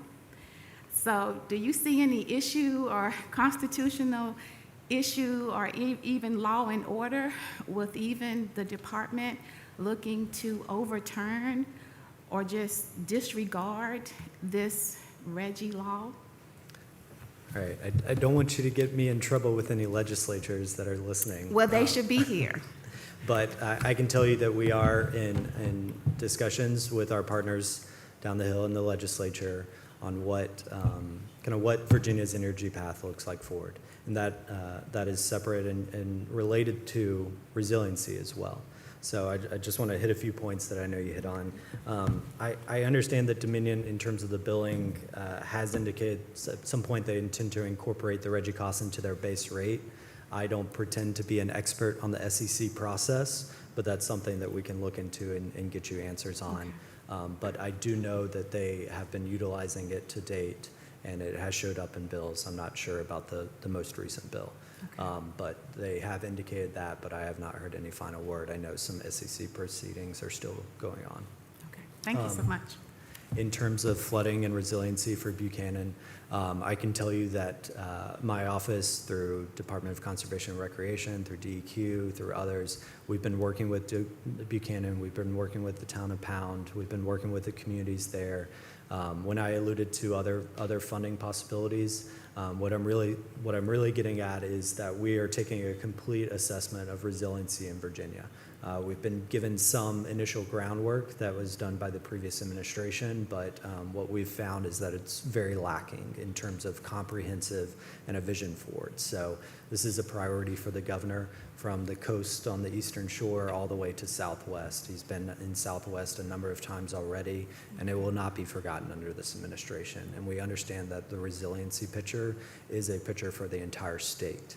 Not just the coastal areas, but Southwest as well. So when we're looking at funding mechanisms, looking at the role that the state plays, looking at the role that the state plays in helping those communities, whether that's accessing state funding, looking at the mechanisms here in the state to set up those funding and technical assistance kind of programs, or looking at how to be a better partner with these communities and accessing the vast amounts of federal funding that are floating out there now. This is all on the table, and it's all things that we work on every single day.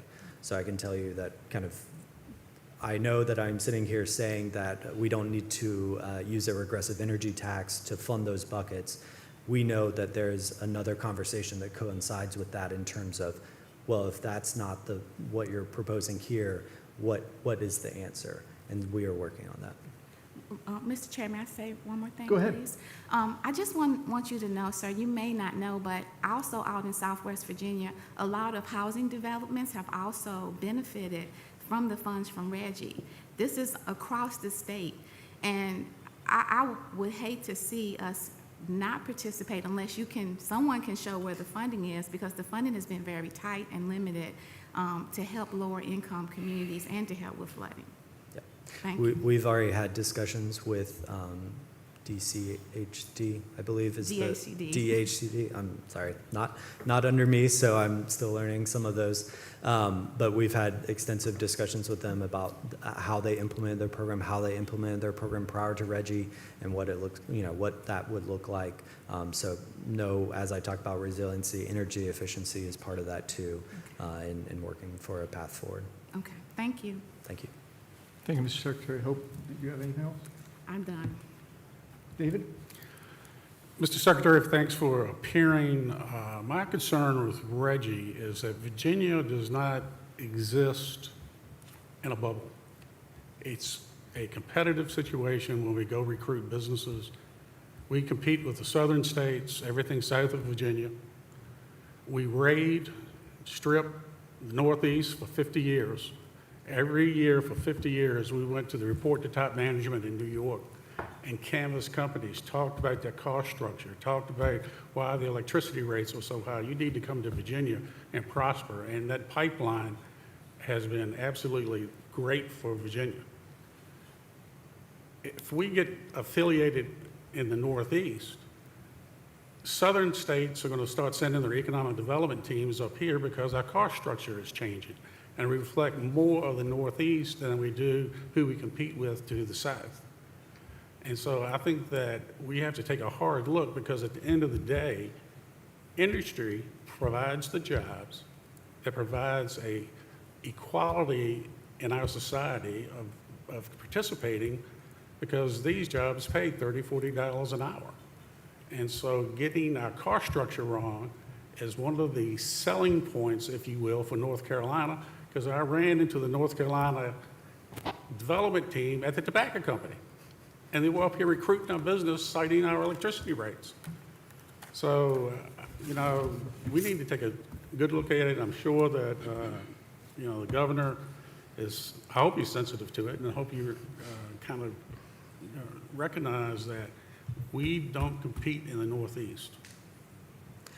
Thanks. Couldn't agree more. And I alluded to the comparison of some of the electricity rates to the other RGGI participating states. And that is a alarming factor for me because I would not want Virginia rates to continue on the path of increasing to become like some of those other states.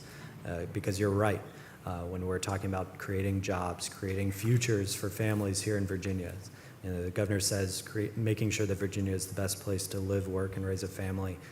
That means energy prices as well. So we are constantly comparing ourselves not only to RGGI states, but also to those competitive states in the Southeast where we're losing jobs to, where we're losing people to, where we're losing opportunity to. So it is a large comprehensive package. Economic development is a piece to that. Environmental protection is a piece to that. Resiliency, everything.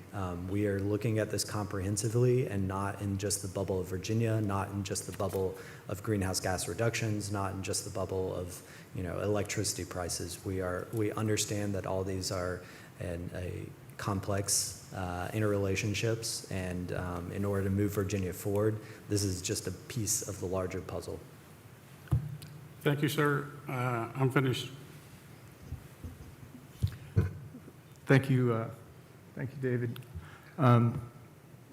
Jay? Yeah, I have a few questions. Secretary Voiles, again, thank you for appearing. And I echo David's comments and Hope's comments and others up here about rates and impacts on folks with less means. And, we hear every day, particularly given the inflation issues and the flooding and things that are happening, that people are having to make decisions between how much groceries they buy and paying electricity rates. And I'm sure you hear those same stories. And so I agree with you wholeheartedly that we need to be keeping in mind these rate increases. And but I want to step back for just a second. I think the biggest issue with this is confusion. And very few people, trust me, I've spent lots and lots of hours, and I still don't get all of it, don't understand exactly what we're talking about. And Mr. Secretary, you used in a couple of times during your presentation the term cap and trade. This isn't a cap and trade program, is it? Not how it has been implemented. No, I mean, there's no allocation being made to Dominion or APCO or ODEC of, okay, here's your 100,000 allowances, right? Right? Right. So all Dominion needs to do to comply is they go out and they buy an allowance for every ton of CO2 that they emit, right? Right. So the notion that many have that, no, this program is a cap, and Dominion can't operate above the cap. They have to keep going lower and lower and lower. There's examples of that. The acid rain program under the Clean Air Act is an example of that. But that's not what we have here, right? Probably a lot more detailed than that, but high level, sure. It's a market, right? Yes. And It's a market with participants that are not just our utilities either. Right. But to the extent a utility is going to emit a ton of CO2, it has to bid in a price to the market and buy a ton of SO2, right? Right. So as long as the utility buys enough CO2 allowances, it can operate as high as it wants, right? Right? To some extent, yes. Are you saying because of permitting limits? So- I'm just talking from a market perspective. Yes. There's no Okay. limit in the market that says you can't buy more than 1 million allowances, right? You can buy as many as you have the money to buy, right? So the drawdown is the number of allowances, but there is a mechanism to go above that. But there's no drawdown with regard to the number of allowances a utility can buy or a third party can buy, right? Yes, that's true. Could I suggest that maybe Mike asked? Sure, whatever. I mean, you know, certainly there is no limit on the amount of allowances Dominion can buy up to a point. There are requirements that no one participant can buy more than an X percentage of the available allowances. It might be around 25% or something like that. Also, there's a cap in a general sense because it's a regional cap. There is a finite number of allowances for sale, but of course that gets somewhat confused because you have banked allowances, you have folks who are holding allowances for speculative purposes and things like that. So there is, in a general sense, a finite number of regional allowances to purchase, and yes, one participant cannot. Well, I mean, we're talking about the number, we're talking about emissions in, let's say, 100,000 or 200,000, and not the millions of allowances or whatever they are in the market, right?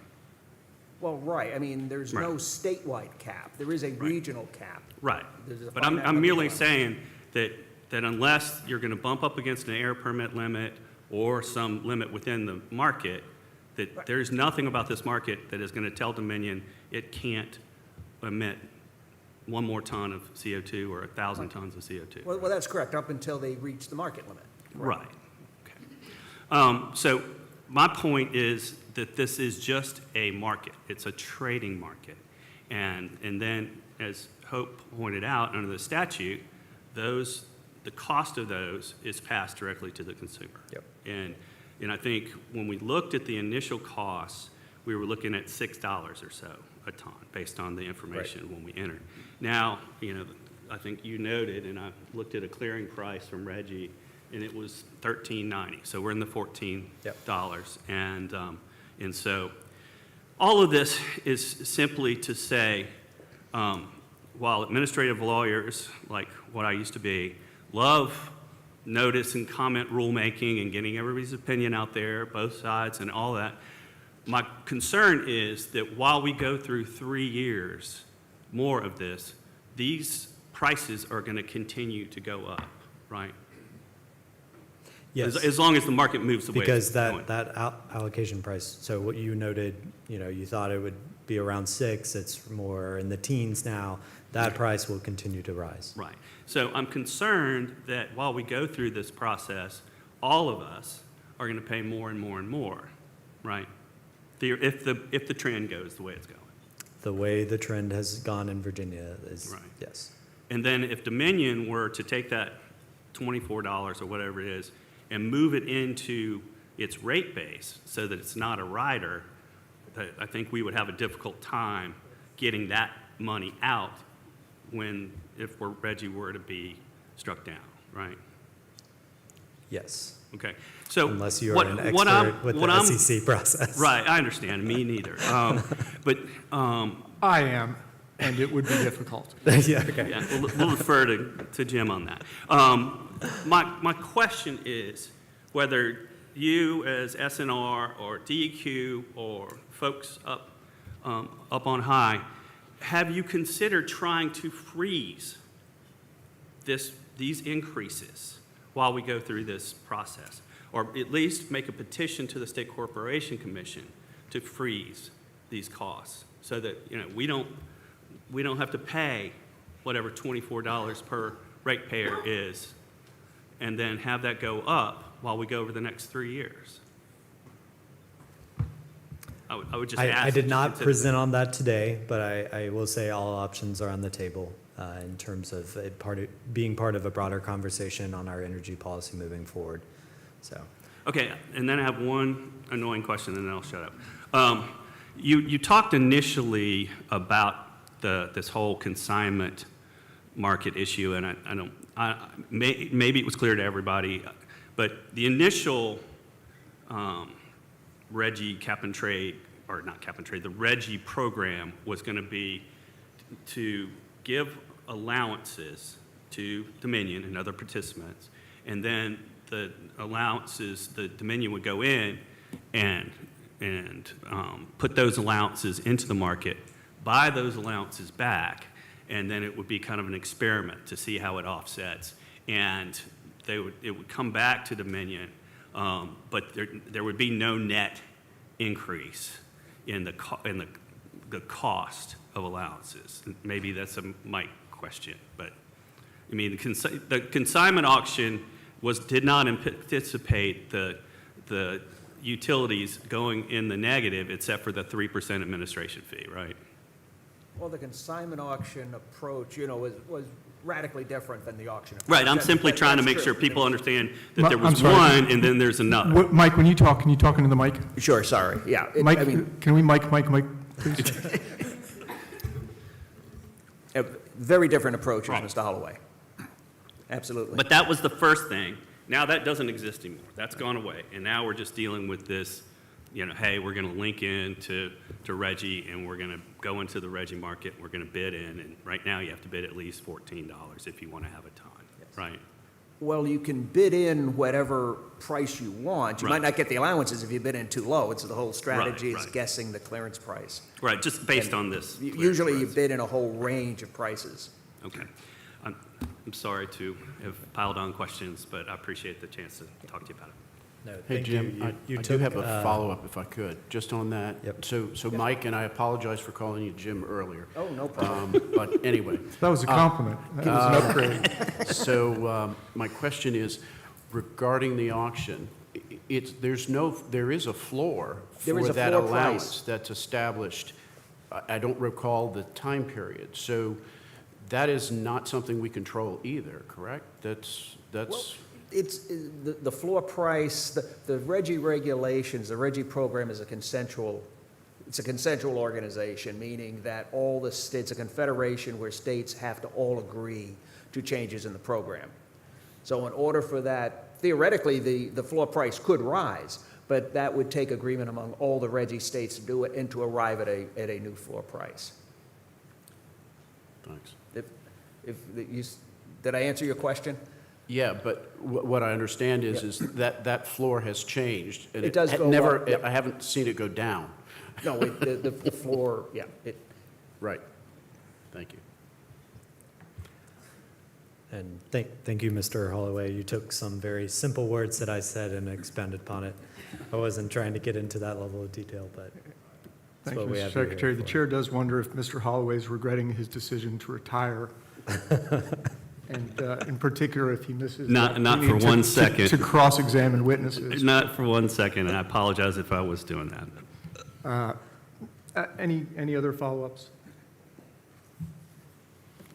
Mr. Secretary, thank you very much. Appreciate right. your being here. Just to clarify, this is an informational presentation. Yes. You're not asking us to take any action today.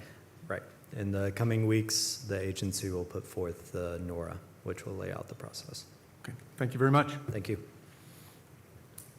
I don't know what the practice is, but I think it'd be good for us to take a very short recess before going into the public forum. So what is it now? Let's resume at 10 after 12. Without objection, we stand in recess. We'll be back at 10 after 12.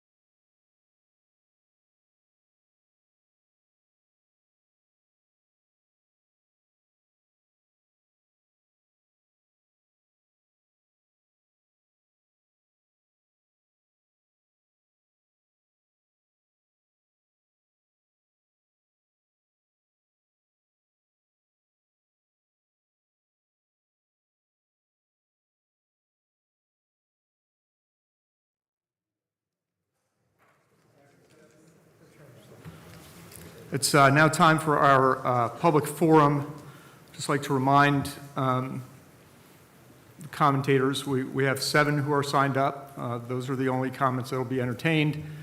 And you have a 3-minute limit, which I urge you to pay attention to, because otherwise you'll suffer the awkwardness of being interrupted, possibly in the middle of a word. And we don't want anyone to feel awkward here. So, Sure. The first speaker we have is Nate Beneforto.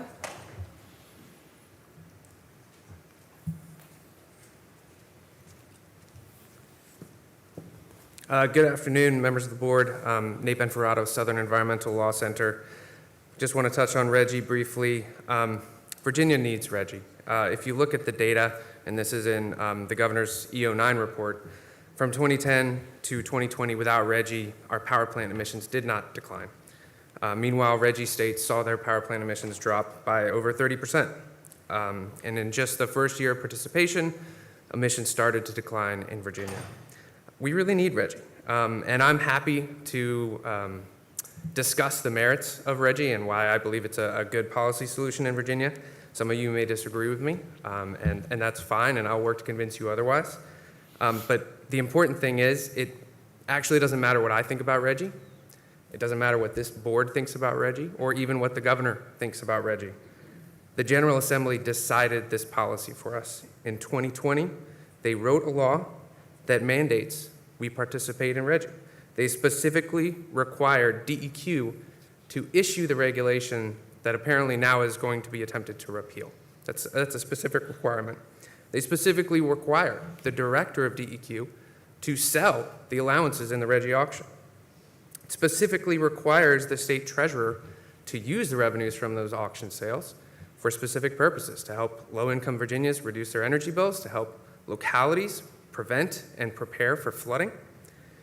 And it specifically allows utilities, monopoly utilities, to recover costs or to seek recovery of costs from their customers. And they put the State Corporation Commission in charge of that process, which is the utility regulator, not the Air Pollution Control Board. Unless and until that law changes, this board does not have authority to repeal the regulation. In fact, doing so would violate the Virginia Constitution. And I want to, clarify just a few points from Secretary of Oil's presentation. It's not other states telling Virginia what to do. It's our elected officials. They set this policy. They set up the framework. They put forward the requirements. And it's our job, it's the Air Board's job to implement that. Second clarification is Dominion's costs. Right now, Dominion has withdrawn its rider. Customers are not being charged for that. They could, of course, petition the SEC to put that rider back in place.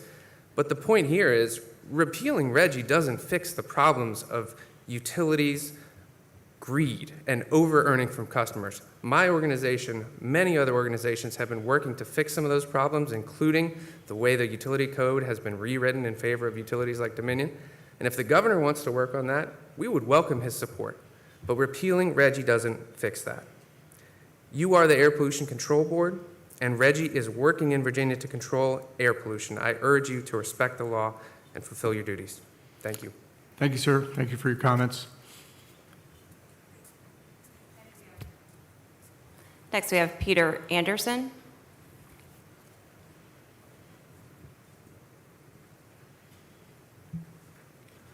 Good afternoon, Mr. Anderson. Good afternoon. My name is Peter Anderson. I'm a Virginia Policy Director with Appalachian Voices. Mr. Chair, members of the board, it's always good to ask, does a program work? My comments are addressing RGGI. Does a program work? Who pays and who benefits? I just want to make a couple of points about RGGI. The board does not set policy. It implements the laws duly passed by the General Assembly. When it comes to Virginia's emissions trading program for greenhouse gases, the General Assembly has determined the policy. But we should all be concerned about the cost of electricity service, as it is essential to just about every facet of our daily lives. There is complexity when both investor-owned utilities and merchant power plants participate in the same emissions trading market. The Virginia General Assembly has determined that the IOUs may pass RGGI compliance costs along to their captive customers, and that the SCC shall approve necessary costs of compliance, but only the costs that are necessary. Now, Secretary Voiles said that there is no incentive for our monopoly utilities to reduce emissions, but I would argue that the strongest incentive is present. If the SEC only approves cost recovery for emissions credits that are absolutely necessary for compliance, the utility will not recover any costs over and above that. In other words, if the company could have complied by running an emitting power plant less often, reducing both emissions and costs of compliance, then the company itself would bear the cost of any unnecessary credits that it has purchased if the SEC denied cost recovery. In Virginia, about 70% of the emissions associated with this program are from facilities owned and operated by Dominion Energy, which is an investor-owned utility. Over the past few months, as Nate just stated, the utility voluntarily dropped its RGGI rider when asking the SEC for permission to increase the fuel factor on customer bills, citing a $1 billion shortfall just this past year due to the increase in coal and natural gas commodity prices. The utility said it could absorb its RGGI compliance costs into the company's base rates instead. In Dominion's 2021 triennial rate review of its base rates, there was evidence that the company collected more than $1.1 billion above what it was entitled on base rates alone. Surcharges like fuel and RGGI are trued up every year, so they're in separate dockets, not part of the base rate review. However, due to a law passed by the General Assembly in 2018, the GTSA, the SEC was prevented from adjusting base rates down to the appropriate level. The law capped any annual base rate reductions at $50 million annually. Unfortunately, the company was over-collecting more than $200 million per year at that time. So just to echo what Nate just said, we would focus on rate reforms at the General Assembly. Thank you, Mr. Anderson. Appreciate your comments. Thanks. Thank you for being here. Next, we have Glenn Besa. Good afternoon. Good afternoon. It is afternoon now, isn't it? Thank you. Yeah, my name is Glenn Besa. I'm a Chesterfield County resident, a taxpayer of Virginia, and a Dominion customer. And I support the Regional Greenhouse Gas Initiative. And several folks have already addressed the issue with regard to it is the law and you should follow the law. So let me cover a couple other points. I'm going to refer to Mr. Voiles's PowerPoint because I think it's interesting because I've been before the Air Board on many occasions opposing some of these what ended up as racks. Let's take a look at some of them. You've got the Brunswick Gas Plant, 210. You've got the Greensville Gas Plant, 275. You've got the Beer Garden Gas Plant, 114. You got the Warren Gas Plant, 234.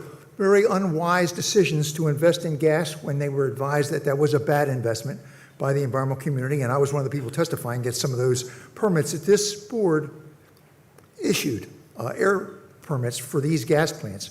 You look at the solar, and you look at the fuel factor, too. The fuel factor is $20, right? With renewable energy, what's the fuel factor? 0.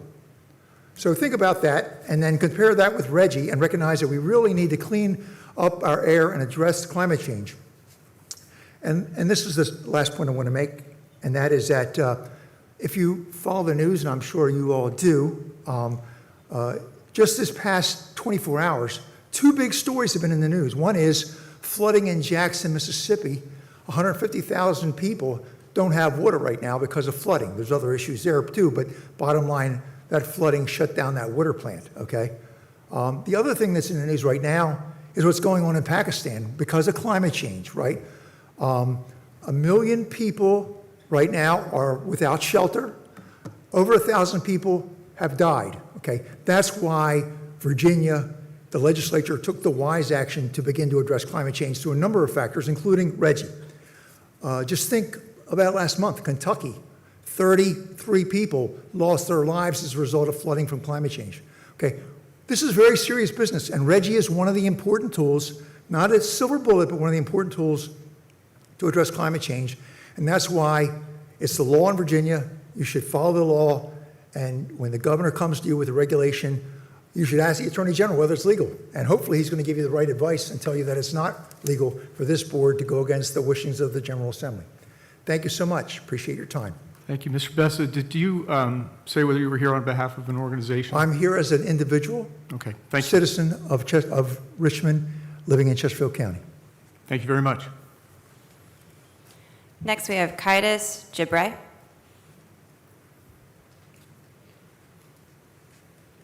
Good afternoon, ma'am. Good afternoon. Good afternoon to the board and to everyone here for showing up for an important cause. And thank you guys for allowing me to speak today. My name is Kaitis Gibray, and I am the Communications and Campaigns Manager at Virginia Interfaith Power and Light. Virginia Interfaith Power and Light, VIPL for short, is a value-based interfaith organization that envisions overcoming the climate crisis, eradicating environmental and social injustices, and living in a just, thriving, and equitable world.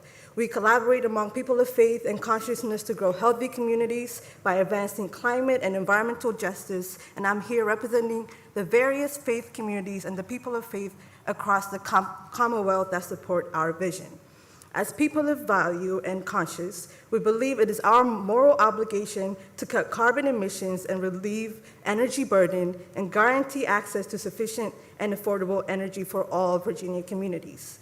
We are urging you to keep Virginia in the Regional Greenhouse Gas Initiative, although it is the law, but also because withdrawing Virginia from the Regional Greenhouse Gas Initiative hurts Virginia communities that are facing high energy bills and experiencing energy burden like our secretary mentioned. Taking away funding from vulnerable frontline communities and low-income communities to lower their bills through energy efficiency will leave many Virginia families vulnerable to high energy bills and no other option. If we take away energy, the 164,000 Virginia households living below the poverty level that are paying about 31% of their income on energy costs will have no other option. And another 179,000 that pay about 17% of their income, far exceeding the 6% threshold considered to be non-burdensome, will have no other option. RGGI reduces Virginia's electricity burden by focusing on energy efficiency. Energy efficiency is needed to reduce energy consumption, lower energy bills for low-income households, and create a healthier, safer living environment and households. Virginia faces some of the highest electricity bills. We've heard that today, and that is because of a lot of other factors, but none other than RGGI or our participation in RGGI. RGGI funds actually are dedicated to energy efficiency upgrades and are helping Virginians save money on their energy bills. And thank you for allowing me to speak, and I'll stop right there. Thank you, ma'am. Thank you for your thoughtful comments and for your participation. Leah Jones. Good afternoon, ma'am. Good afternoon. Hi, everyone. My name is Leah Jones. I'm an organizer also with Virginia Interfaith Power and Light. So we've heard conversations about RGGI from a few angles, even today and, of course, throughout this entire year. But in the time I have to speak today, it just feels right to bring a lens of morality and responsibility to the forefront when considering our participation in this initiative. This initiative is more than a carbon capping program. RGGI allows us to take money from polluters and put that money back in the hands of impacted communities. This initiative is a genuine opportunity to support our neighbors all over Virginia who are already experiencing the negative impacts of climate change. Although Virginia fully began participating in just this past year, 2021, the program has already resulted in more than $378 million to the Commonwealth. And in just one fiscal year, RGGI funds have also lowered energy bills for thousands of low-wealth households. It has also funded the construction of more than 2,300 highly efficient, affordable housing units. On top of those efforts, the program has also awarded 49 grants totaling over $30 million to combat flooding, with more on the way through the Community Flood Preparedness Fund. Once again, all possible because of RGGI.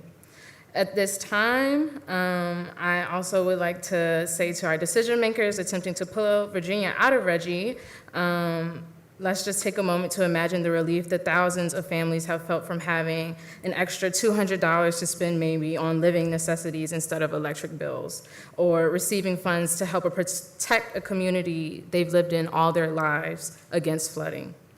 So to those, once again, attempting to pull Virginia out of RGGI, what do you say to those residents who've already benefited from the program and those who are still hoping to benefit? What do you say to our neighbors in Hampton Roads, in Buchanan, in Petersburg, and other regions of the state facing detrimental damage to their homes, to their communities as a result of climate change that will really only worsen as climate change continues to progress? So if Virginia pulls out of RGGI, we will be eliminating a real opportunity to grant resources and support, leaving many of Virginia's most vulnerable communities, historically under-resourced and overlooked, behind again. So to push Virginia out of RGGI would be blatantly ignoring what so many Virginian residents so clearly wish to keep. So I hope we can have you all support, and also the support of our other decision makers. Thank you. Ms. Jones, thank you for your comments. Brett Vassy. Mr. Vassy, welcome. Thank you, Mr. Chairman. I'm Brett Vassy. I'm the president and CEO of the Virginia Manufacturers Association. We're one of the largest consumers of energy and one of the most regulated industries, so we track your work closely. First, I want to thank all the members for your hard work. We know it's not easy. We know you take a lot of barbs for tough decisions, but we do appreciate your hard work, and those of us who are in the regulated industry, we depend upon reliable, predictable, clear and transparent regulation, and we know that you're committed to that, and we just want to thank you, number one. Number two, we were a primary participant in the development of RGGI. I think that really where you're at now, it's pretty clear Section 10.1-3030 doesn't require RGGI. It's an empowerment regulation of RGGI or something like RGGI. It's specifically what it says. So you have some choices, and I agree with the administration. We agree with the administration. It was sold as a carbon reduction tool. It's a tax. That's how it's been implemented. It doesn't negate the fact that revenue is needed for resiliency, for flood control. All of that can be provided through other means. That doesn't make energy a punishment, basically, for being in Virginia. We think that those are separate conversations. And the next thing that I think is important, and we said this during the rulemaking process, we said it during the legislative process, we have confused environmental regulation with energy regulation. Our State Corporation Commission is supposed to protect consumers, protect monopoly utilities, and provide clear regulation. Your job is to provide regulation that protects the environment, that it's measurable, it's predictable, it's transparent. And those things have been confused and they're difficult. Unwrapping these, unwinding these can be done, but I would argue that you need your State Corporation Commission staff in front of you at every one of these hearings to explain what they have said RGGI does and what RGGI doesn't do. And I will paraphrase, in one of the most recent cases, one of the SEC judges opined that it actually does not accomplish its goal. It's a redundancy because the state's RPS accomplishes your objective of lowering carbon emissions. And it does it in a spectacular way, but it will be very expensive and separate from this. So I encourage you to take a look at that. The estimated price just for that will be 58 to 61% increases by 2035. So you can accomplish what you're trying to do. I think there's a partnership with the SEC. We appreciate the leadership of the administration in pointing out this redundancy, and this is a tax that is not needed to accomplish your environmental goals. Thank you. Thank you, Mr. Vassy. Council, does this board have authority to subpoena judges of the State Corporation Commission? A simple no will do. Well, I'd have to check on that. I'll take that as a no. Mr. Chair, this is our last speaker, Tyler Mason.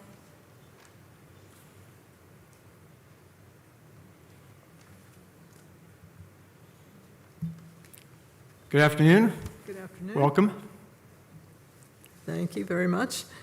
I'm going to read it because it's easier for me. All right. My name is Tyler Madison, and I'm the chair of the York River Group Sierra Club, a volunteer group, and represent about 1,000 members in the Virginia Peninsula area. And I'd like to say the funding that is received from RGGI program, Regional Greenhouse Gas Initiative, is in progress and is successfully helping localities to prepare and protect their localities from flooding. For example, in the cities of Norfolk and Hampton, and I used to live in Hampton, they're experiencing more and more flooding and are spending huge amounts of money to raise roads, engineer basins and ditches to divert water from the more severe storms coming from sea level rise also, which flood the homes and the businesses. RGGI is in place and working and should not be eliminated or changed. And this is staying in RGGI is an issue of environmental justice and economic concern. Thank you very much. Thank you. Thank you for your thoughtful comments and for your participation in our process. Does that conclude the public forum? It does. Thank you. The next item on our agenda is future meetings. Mike, are we going to try and set dates or? We'll defer to Rachel. We could either try to set a date now or she could poll all of us individually. That's what Rachel would prefer. That's up to you all. The board is required to meet 4 times per year, but there's no requirement in the spacing of those meetings. We currently have October 5th and December 7th on hold with our staff, but it's up to the board to determine the meetings. If there's no objection, I'd prefer that we just poll the board as to availability, because I think it'll be complicated and not very interesting to go through that process here. Absolutely. I would second that. Mr. Chair, may I ask a question? Of course. This board has typically held a public engagement meeting. Do we have any of those on the calendar, Rachel? I'm sorry, I didn't understand what you said. Sorry, this board has typically held a public engagement subcommittee meeting, and I would like to know are there any on the calendar, and do we want to continue those? What is a public engagement subcommittee? I'm actually going to defer to Hope, who sits on that committee for us, if she can speak to that more. Mr. Chair, we formed a public engagement committee where we would have meetings for the public to come address the board about any concerns with regulations and or permits, but since that's not a duty of the board, we'll just be looking at regulations. And we had the members on that committee are just myself now and Dr. Tompkins, but we would welcome the 4 of you or the rest of you to join. How is that different from the public forum that we just conducted? In the public engagement committee, we can have folks do a pooling of their comments where they can have longer to speak and it's not rushed. And we have more people come there. So we've done that over the last year or so. Well, I think the rules provide for that if they're speaking to a particular regulation. So again, you being the chair, and I guess the board, do we want to dismiss or dismantle the public engagement committee, or are we going to keep it? Is it an ad hoc committee or a standing committee? Ad hoc. Ad hoc. If I could add another perspective. At the public engagement meetings, we were also looking at how we're able to reach the public. So the engagement part is not only just in terms of having public members or members of the public to be able to speak on a particular topic, but how we actually engage with them in order to include them in the process. And it was found that in spite of the rules that we operate by, that there apparently wasn't enough transparency. There were ideas that came up as to how we could be more inclusive, particularly in areas that are lacking in technology, as an example, because that's something that we've had a big problem with, and I think the pandemic really showed what the issues were. And so back in December, when we went to Grundy to have our meeting, part of that was to be able to better engage with the people in the area of which that particular issue impacted.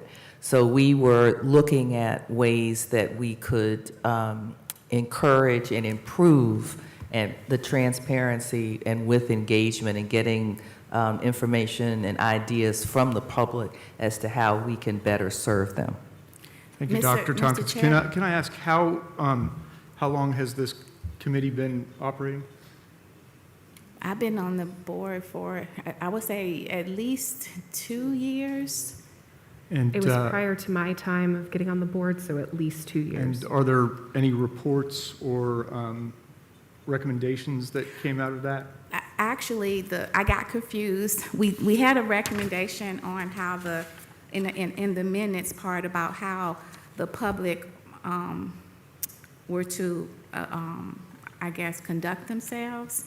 And that's what this document is for, but this was brought up in the Public Engagement Committee because we felt that the language that we have is